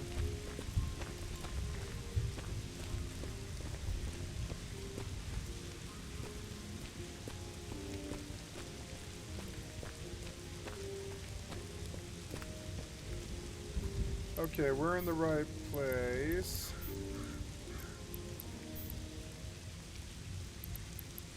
I don't have anything in my hold. I'm not in the right place. I have to go back and do this again. I don't know why. Oh, damn it. I didn't put the stuff in my inventory. I don't know why. I'm just gonna autopilot again.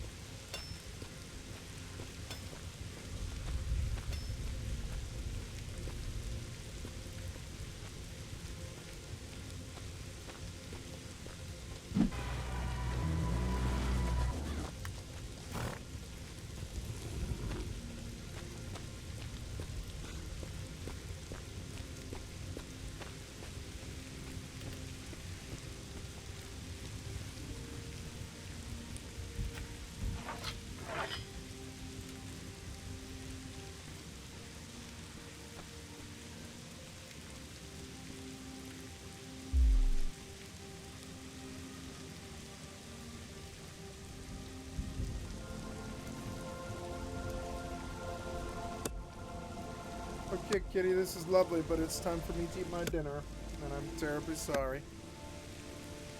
Time for dinner time, kitty. I gotta get up and get something out of the microwave. I know you don't want me to kick you off.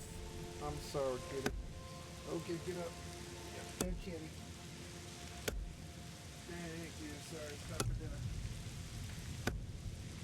Okay.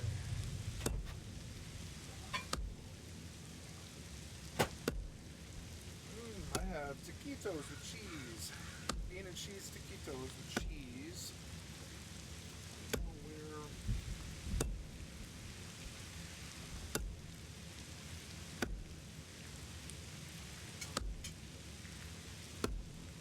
Hi, kitty. I'm trying to sit down and go. Get out of my way. I will give you your pad. There you go. Good kitty. Okay. Okay, I did it. After 12 years of GTA Online, and after finishing this cell mission, I have finally achieved the maximum goal. Being able to buy the cheapest mansion in the game. So good to meet you. That's how long that took you. I'm almost to the mansion, and I've been playing for 6 months. And that's why they caught I'm us all Angel. up. Can I call you Daddy? Oh my Yeah. god. It's a bummer, but you know, at least I can see my yacht from here. It does feel nice, you know, to finally afford every property, Everything, business, and yeah. pretty much anything with a helipad attached on the roof. After 12 years, I can finally chill by my pool just like Michael did in story mode. I'm retired. Finally, after hours of grinding that can get so tedious that it starts feeling like a second job. But forget that, it doesn't matter because I can now say I have become the undisputed ruler of this virtual city, along Ooh, with, it's you something know, to drink. the other 30 players on this session. And look, it just started snowing.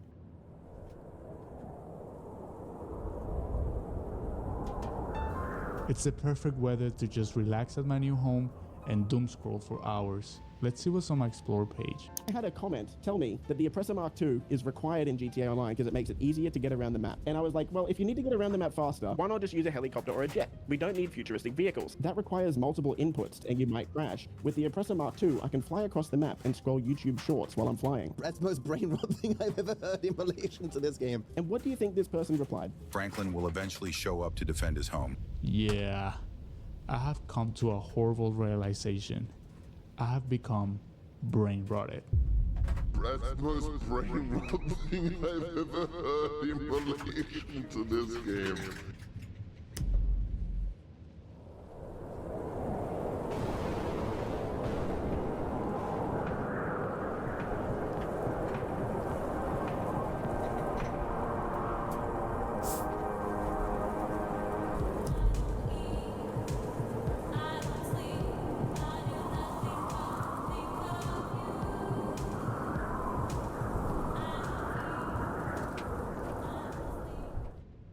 Ever since I started this channel that mostly focuses on gaming commentary, I've found it fascinating how closely the gaming industry reflects broader cultural trends and the evolution of entertainment as we move through the second half of the 2020s. Jesus, this decade is almost over. The 2020s, for lack of something better to say about them, are an era that I think will be defined by constant stimulation, endless metrics of progress with continuous feedback and reward cycles, and experiences that feel shamelessly designed less to be enjoyed and more so to keep us occupied. But, you know, not so much that we have to think about it, like, please spoon feed me exposition every few minutes or so in case I get distracted looking at reels on my phone.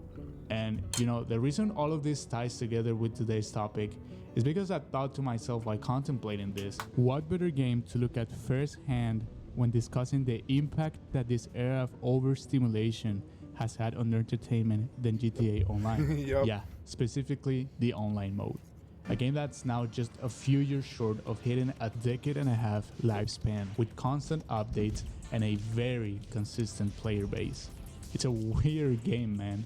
If you've played it recently, you know what I mean by this, but to me, it's kind of crazy to boot this game up and go into the story mode to remember that it originally released in 2013. And also see how kinda all of its social commentary was aimed at the plastic Hollywood-style excess of the time. Celebrity culture, empty luxury, the illusion of success, and those things still exist today. Don't get me wrong, I'm not saying the themes explored in the story mode are outdated, but The rise of social media accelerated dramatically over the last decade, and the explosion of constant content creation have pushed those same ideas to a much more extreme place than what it was back then. Which, you know, kind of makes me wonder how they'll tackle this next year, hopefully, with GTA 6. Especially since the trailer already shows a clear focus on it, with TikTok-style clips we see in the first trailer and whatnot. As a brief side note, I kind of like how the GTA franchise has a few games deemed as period pieces, set in other decades than where the games were released, like the 80s and 90s. But the other games that weren't have gradually become 4 was the pieces aughts of and it was the exact super good. period that they were released 4 in, was just really like in hardcore, GTA kind of. 5. GTA 4 also kind of has its own themes with the 2000s post 9/11 anxiety, terrorism panic, and constant surveillance. Weasel News. Breaking news. Liberty City is gripped by a fresh wave of terror and violence, which many believe is linked to terrorism. Its overall tone and presentation also conveys this. Like, it's way more grounded and more cynical, if you will. But that's all I wanted to say about it. I kind of like how each game has accidentally, or maybe they thought about it, who really knows, but they have become a time capsule of the culture mood of their respective decades. But the thing is, GTA Online didn't stay frozen in the early 2010s like the story mode did. Yeah, it's 2017. I can't believe it either. Crypto investor. So I did a little digging, and it looks like he wants to use it as an NFT. The two modes eventually split, and now Online feels like it exists in a completely different world altogether. It's a different time period. It's true. Never thought about that. Yeah, you know, the first single player is a completely different game.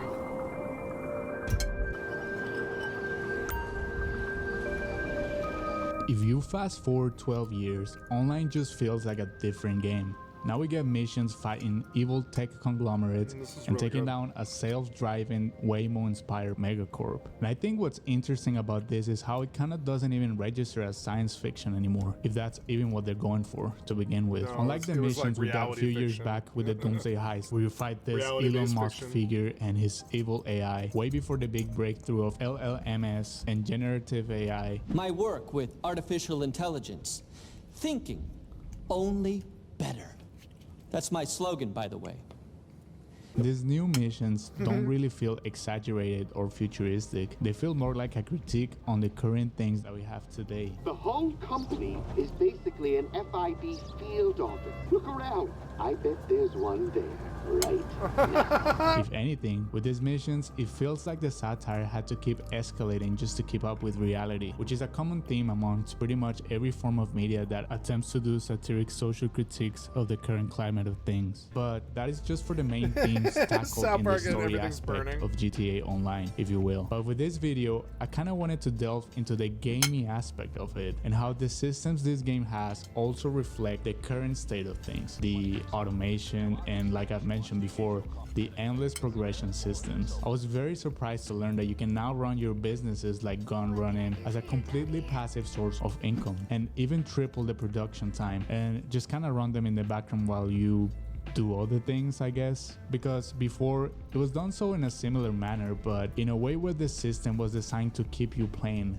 Now, it just kind of seems like the strategy Take-Two has when implemented systems has been shifted from keep people playing and more towards retaining the player doing. Yeah, like you know, are you having fun? You know, nothing. Part of just standing AFK in a private lobby. And I mean, I want to make clear that video game systems designed to keep you progressing are not entirely a bad thing. At least not to me. It does feel like a plus when a game has you doing a bunch of shit. Arguably, the biggest game right now, if you think about it, is literally about picking up junk you find laying about. And it's fun.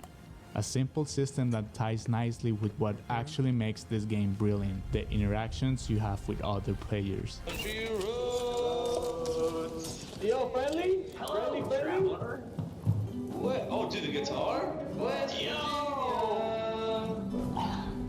Mama, take me home. Playing with your friends as absolute evil bastards, or even helping other people and making a difference. I don't know. The only thing you can do is fight, though. Thanks for not fucking killing us.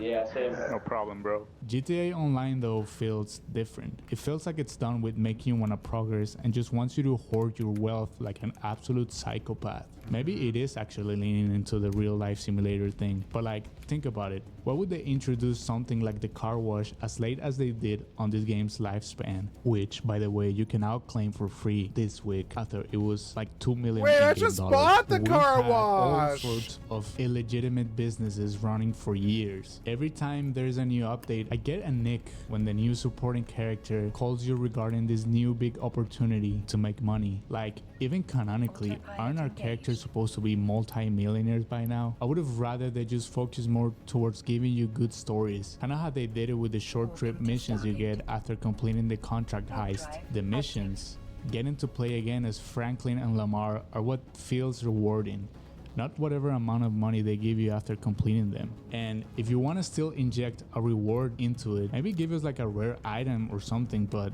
I'm sure our characters don't need more money. I think we're all set on that front. But like I said, they're keen on making you want to own every property, every business, every vehicle, and every upgrade. And it's turned into this weird dichotomy because on one hand, I don't care about money and grind anymore. But on the other hand, whenever there is actually an update with a fresh set of missions that progress the story, if we can even call it that, this is the last one. The mansion's the last one. Are all behind an egregious paywall. $9 million in-game dollars just to keep up with the new Michael missions. And spoiler, because these are not really the new Michael missions. I mean, he's in the cover art of the DLC, literally front and center of this thing. Was I wrong to assume that he was gonna be a prominent character? He must have had around 5 minutes of screen time in this whole DLC. Good. And this is apparently just a setup for an upcoming one, which I guess would have you buy another facility or safe house in order to complete him. But anyways, I just wanted to let you know that I got completely clickbaited by Rockstar. Because, missions aside, I keep wondering what Rockstar thinks I'm supposed to feel after buying the mansion. Which is, in all honesty, just another safe house I'll barely step inside. And yeah, and I have an issue with that too. That's why I don't play GTA every day. You know? But it was a fun grind to reach where I am. And Autopilot jump. okay, I was gonna leave this out of the video, but I decided to keep it in the end because I have not seen anyone bring this up. And you know what? I don't want to be that guy, but these are not mansions. I mean, it is a pretty big house, but let me ramble a little bit about this for a second. Yeah, don't get me wrong, my crib does not look nowhere near like this in real life, but am I the only one who thinks that this isn't what we really wanted when people ask to have mansions in GTA? I mean, what's really all that different from the houses you could already purchase in Vinewood Hills? Aside from the fact that they're bigger and have a little pond, and the new activities, which are a nice addition. I mean, you can do... I want a system that makes the RP...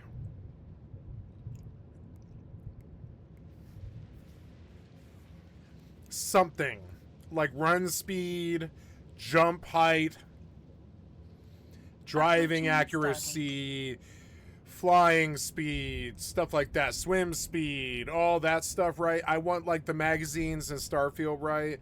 I want overall buffs that you have to spend massive amounts of RP on, which give you a reason to just kill lots of NPCs and play the game. Is something I want to spend RP on permanent stat boosts. Yoga to increase your run speed, and it's a very significant upgrade in my opinion. That's a pretty freaking awesome quality of life update if you ask me. This house is full of great quality of life updates. I know I brought it up before, like it's a bad thing, but I do like that you can now just automatically run your businesses in the background. But from a game development standpoint though, why? At least to me, it's a travesty that the game has become so grindy that a quality of life upgrade is to avoid the gameplay. But yeah, I hate them. I hate doing the resupply missions. I cannot do one more resupply mission. Me either.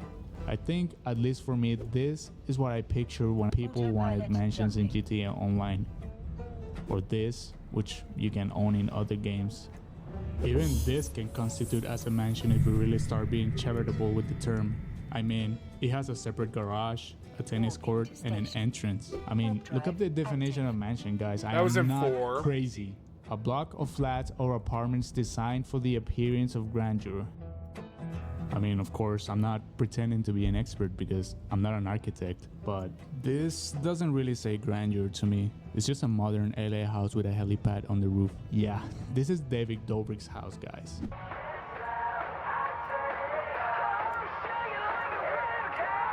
Like I said before, canonically, our characters must be billionaires. Like, we've saved the country from a nuclear attack, raided on Narcos Island multiple times, we've robbed casinos, other billionaires, and every bank in the city. Why is a YouTuber's house the best we can do? But yeah, anyways, Rockstar, let us own the Playboy Mansion already. Okay, enough rant. What was the main point again? Let me check my notes real quick. Blah blah blah. What does the Rockstar make me want to feel? Okay, yeah. Is the sense of accomplishment what they really want me to chase, or just the satisfaction of checking another box? Why do they think we want to own everything at any cost, even if that cost is, for some people I guess, going as far as to doing the unthinkable and buy a freaking shark card? Or signing up for GTA Plus. I don't know which is worse. I mean, yeah, you win, Rockstar/Take-Two. People are buying your lame ass subscription, I guess, but the game has sacrificed its soul in the process. It's come to a point where it stops feeling like I'm playing towards something and it starts feeling like I'm trying to close an open loop the game refuses to let me finish. So yeah, with that being said, I think I'm officially announcing my character's retirement from the criminal world, unless until we get an actual resolution where we see the 3 main characters work with us one last time, or you know, until GTA 6 Online comes out, which, you care about don't those get me wrong, characters? I would definitely give it a try, but by the looks of it, Rockstar and Take-Two Interactive don't seem to want to take a step forward in the aspect of making everything less grindy. I mean, Take-Two execs have come out in the past and say that they're actually under-monetizing their games, and I wonder, how exactly is a game that has made more than $10 billion under-monetized? Yeah, Look, they don't have I get that video games are now more ambitious than they've ever been before, require more work, and are overall harder to make while meeting the players' expectations. But let's be honest here for a second. The real reason it has taken them this long to make GTA 6 is because GTA Online is just too damn successful. It is, by all means, the absolute prime example of a money printing machine. They can add a few textures and some voice lines to a source code they've worked for more than a decade ago. This thing is so old that it has 9gag meme faces references written in the comments, and it still hits high player counts. The prevalence that this game has is absurd. If Rockstar and Take-Two had given GTA Online the same treatment Red Dead Online received, which is letting that thing die in a corner, I can almost guarantee you we would have had GTA 6 at least a couple of years ago. But as far as I'm concerned, GTA 6 began full production in earnest in 2020. That was already 7 years away from the last entry, and you know, to be fair, they did actually sprinkle in one of the best games of all time in between that time. So at some point during these years, they were actually busy cooking. I gotta give them that, but I don't know. I feel like it would have been better if GTA Online was put to rest at least a couple of years ago. And you know, that would have also allowed them to develop content in this beautiful world they created just to completely abandon after releasing this game and its online component in favor of, I'm starting to sound like a broken record here, a 12-year-old game. It just doesn't make any sense. I think almost everyone agrees that GTA Online was a curse in disguise for Rockstar, which is arguably one of the best gaming companies in the business in terms of the games they've delivered in the past. But I just miss when games felt like games. Back when they were made with the intention to keep you hooked because progressing in them felt fun. Not because they were quietly pulling like for some the same reason, tricks Mortal a casino feels does. really fun for me. Like when I sell this wood for 55 gold, I'm like, oh my god, that buys a kit, a horse, food, water, arrows. I can ride. I can go get 2 more pigs with that. I can ride the pigs. I can go do quests and stuff. And it feels like some of the best economic growth I've ever gotten besides ISK in EVE Online or Gil in Final Fantasy XI.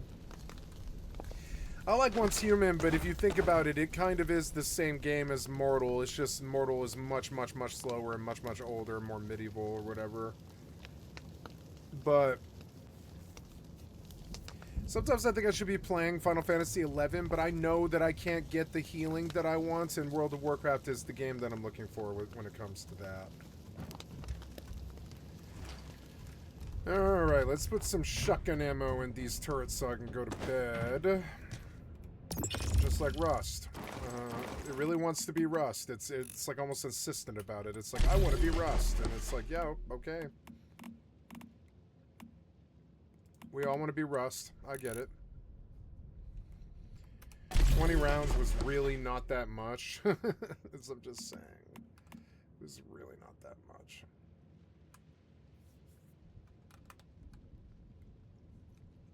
I'm making good ass progress in all these games.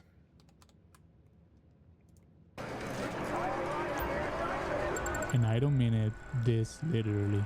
Getting lost in a game felt earned. Now it's just engineered. You feel like you're being tricked into adding more in-game hours. Their goal doesn't really feel like it is to... When are they going to release new content? New content, new content. And it's like, no, I don't sit around and wait for new content anymore. I go back to the backlog, like to Enshrouded or Nightingale or Mortal or whatever. And I try to get in games that I know I haven't beaten, that still have content I haven't seen. Like, for instance, I was actually kind of marveling at the map here, which is something I can do in the game. Yeah, like let's go look at the interactive online map because it's better. You can zoom in much more. I love this website, honestly.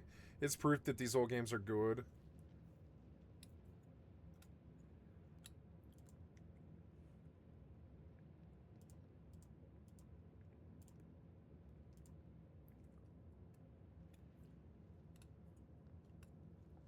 I think oh yeah, the original map, but no, I want the in-game map, yeah. This is a much better map because you can zoom in and really look at particular points.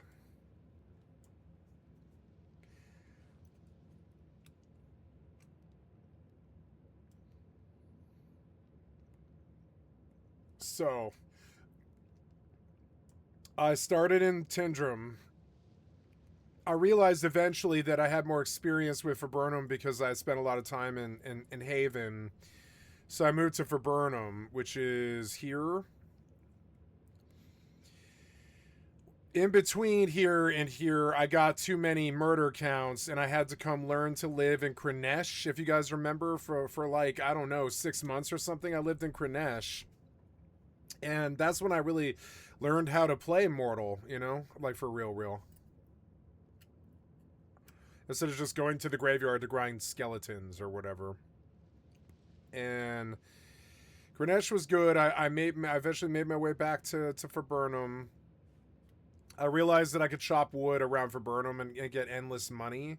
And when I got endless money, well, not endless money, but good income, I decided to get a house. That was the goal that I set. I was like, I want to get a house. So then I built a house east of Viburnum, and then eventually the content caught up where I eventually was like, oh, Epic, Mortal has released on Epic, so I'm buying an alt, and I want a house right on the water in case he ever actually adds boats. That was the big promise, is boats.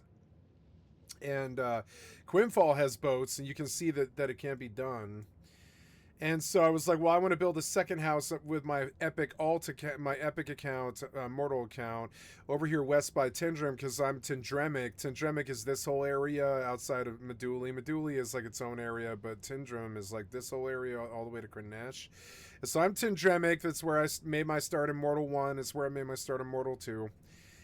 And I let this house decay over here on the west coast because I realized it would be years and years and years before we saw boats. It'll probably be 2030, but that's only 5 years. In like 5 years, we might have boats, and my faith in this game might be really, like, you know, I might be really happy I did it. And so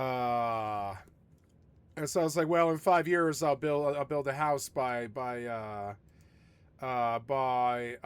between Tindrum and Meduli, right here. Pretty much is where I built my house, like right.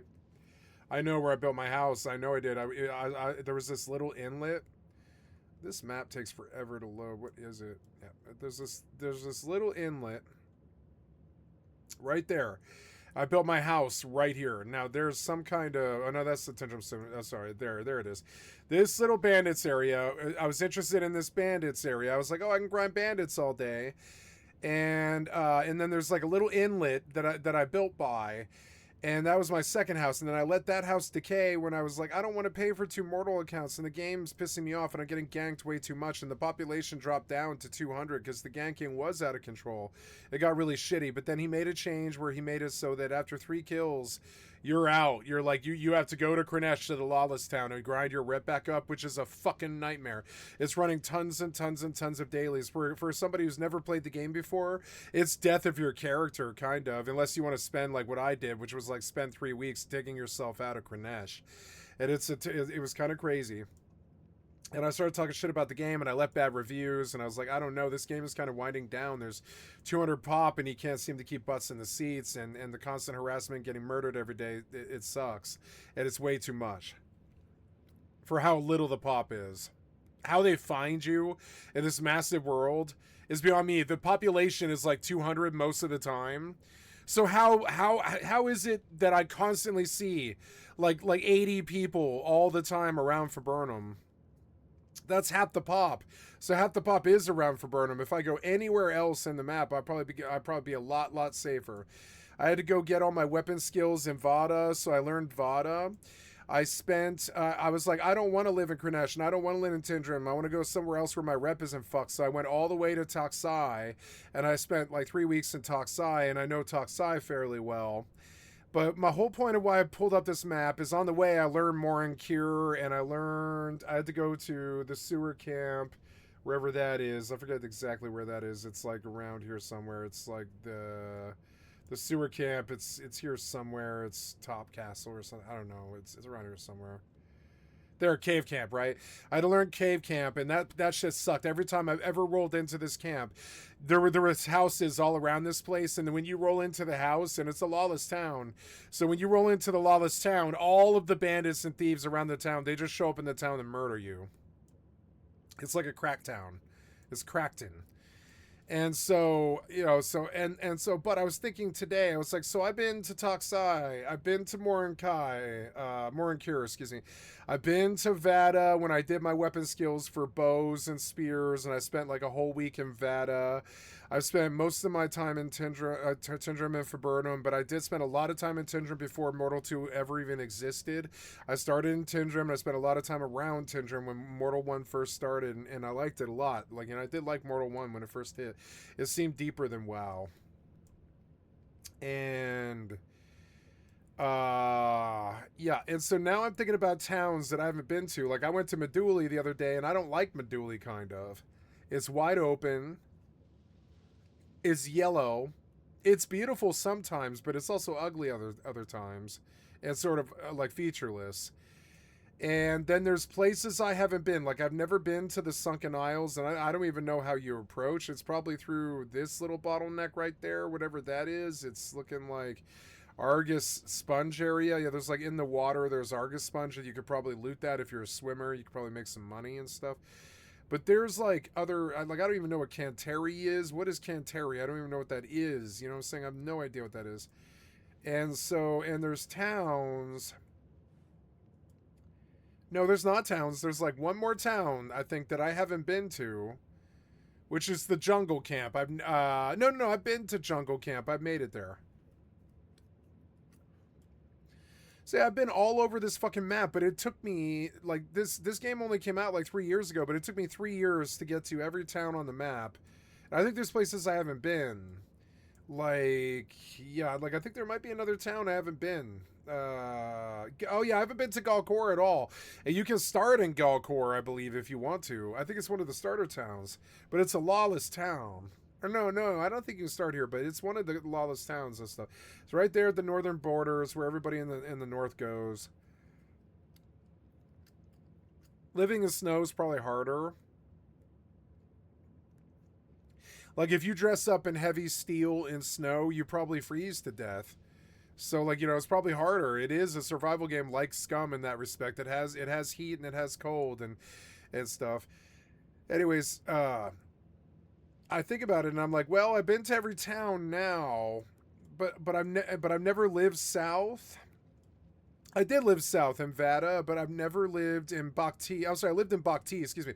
I lived in Bakhti, but I've never lived in Vada. I liked Vada, but I never lived in Vada. But I did live in Bok T for like a whole week because I had to do my weapon skills bonus. Don't log me out. We're we're still chopping trees. Yeah, we're still chopping trees. I love this game. You can just leave it there for like 10 minutes and it just farms for you.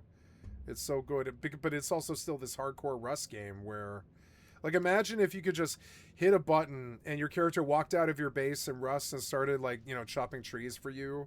And if you die, who cares? You just put an axe on a naked, right? That's what this is like. You strip naked, you go out with an axe, and you AFK chop for a really long time. And it is a superior system to Rust because you don't have to run around to trees and feel all paranoid all the time. Although Rust is probably more fun to play.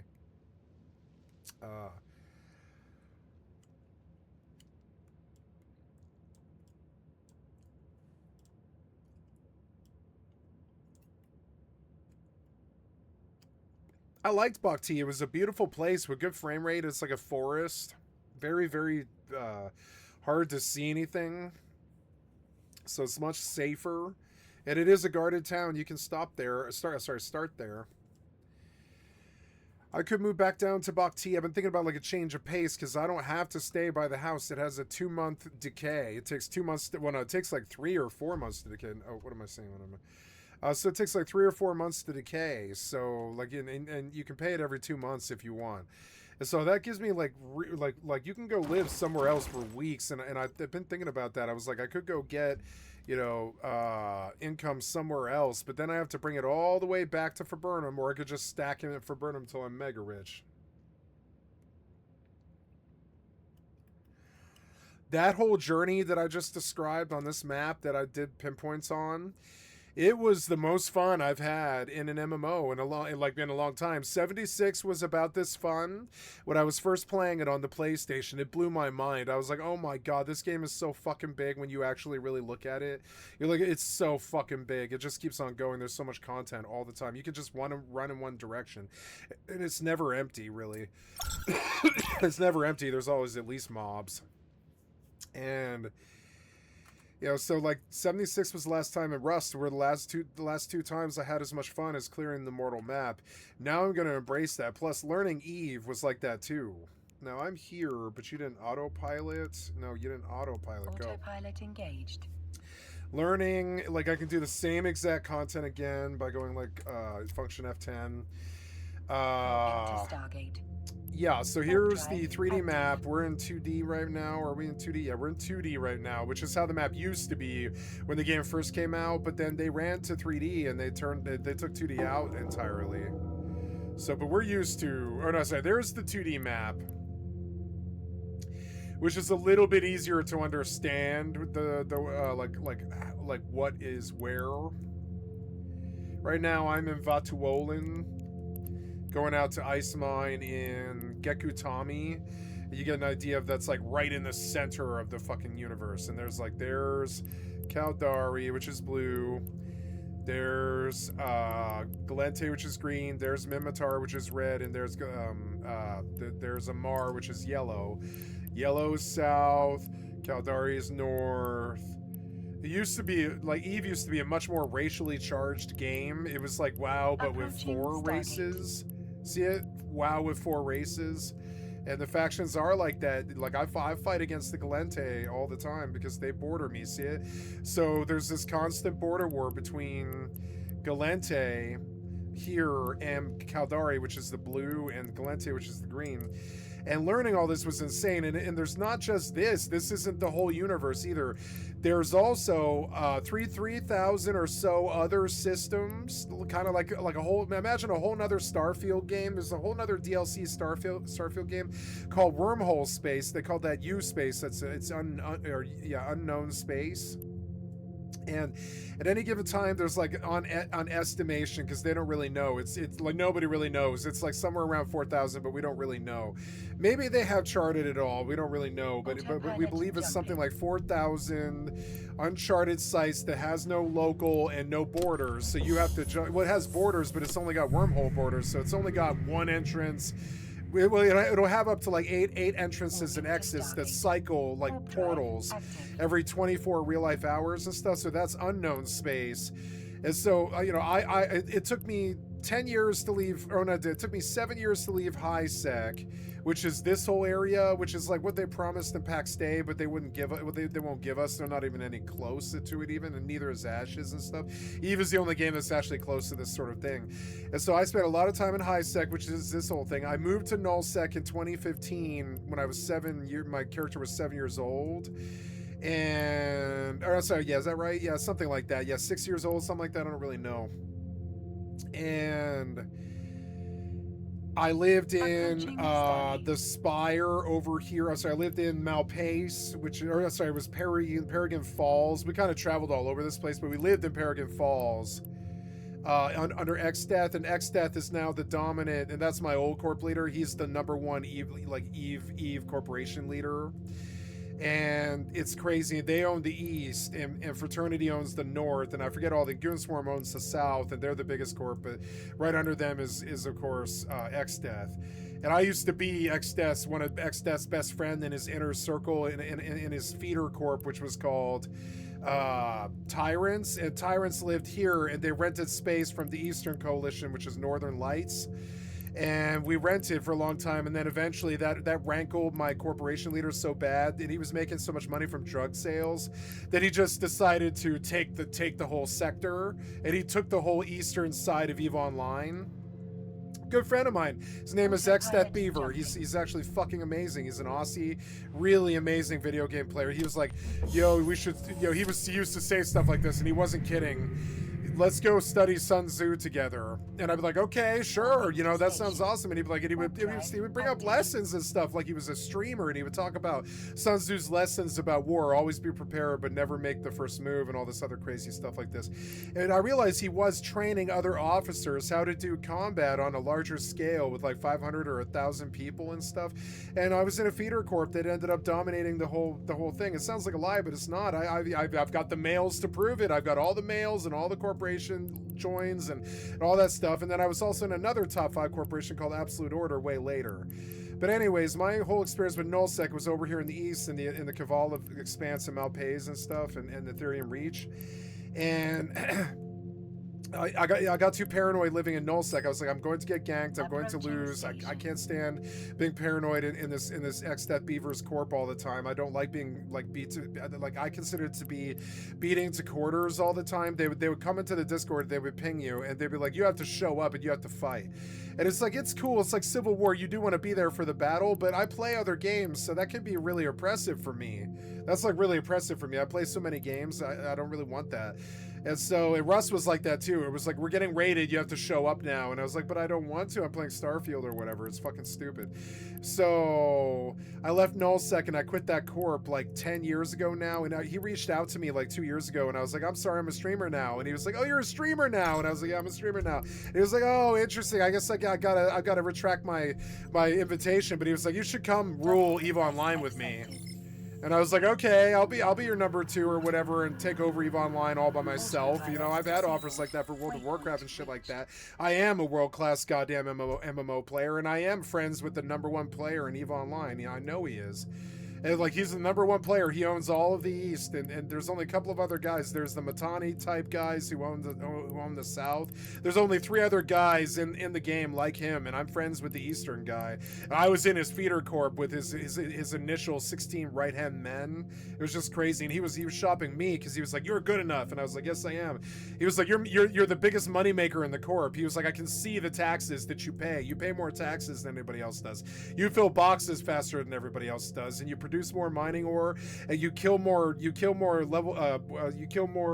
anomalies than anybody else in the corp. And when we run 100% taxes for like an hour, you make us like $1 billion ISK." And I was like, yeah, I know.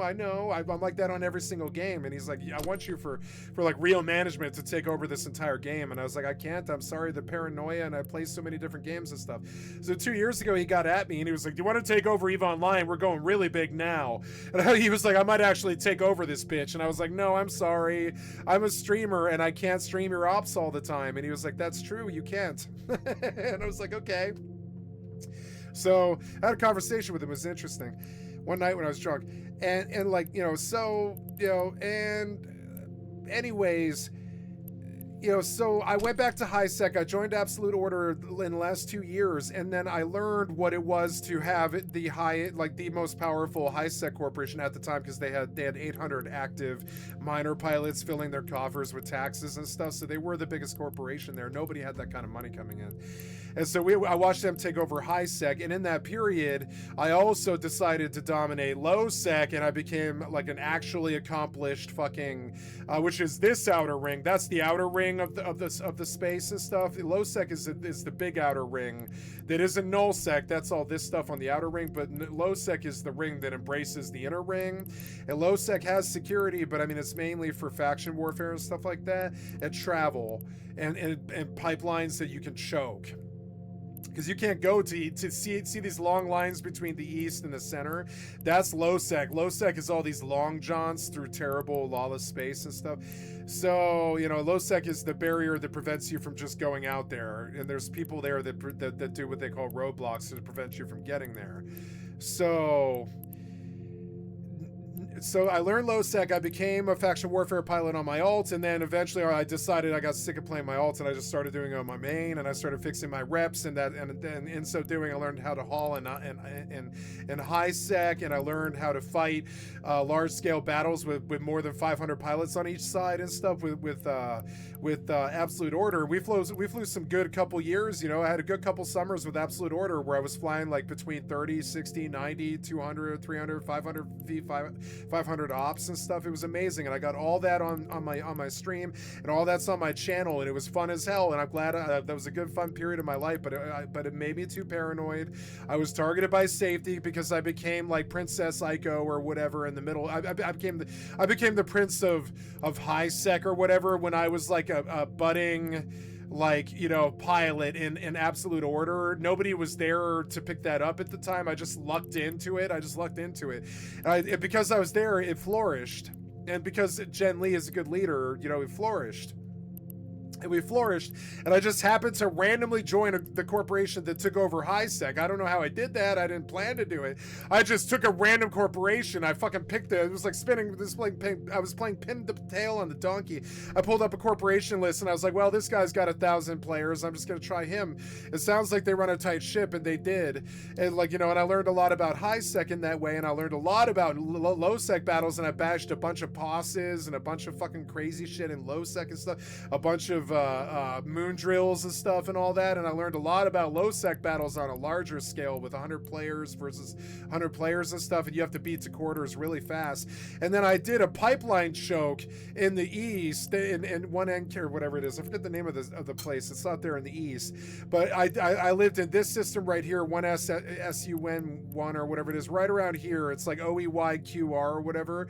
I sat here at this low-sec choke point, and I was stomping people in a fucking Caldari Navy, fucking Catalyst Navy issue.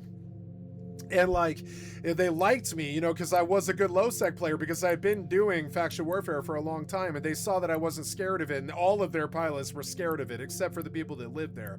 The people that lived there knew what the rigmarole was, but I lived in null-sec long before I lived in low-sec. Low-sec doesn't scare me compared to null-sec. Null-sec is lawless space. You can do whatever the fuck you want out there.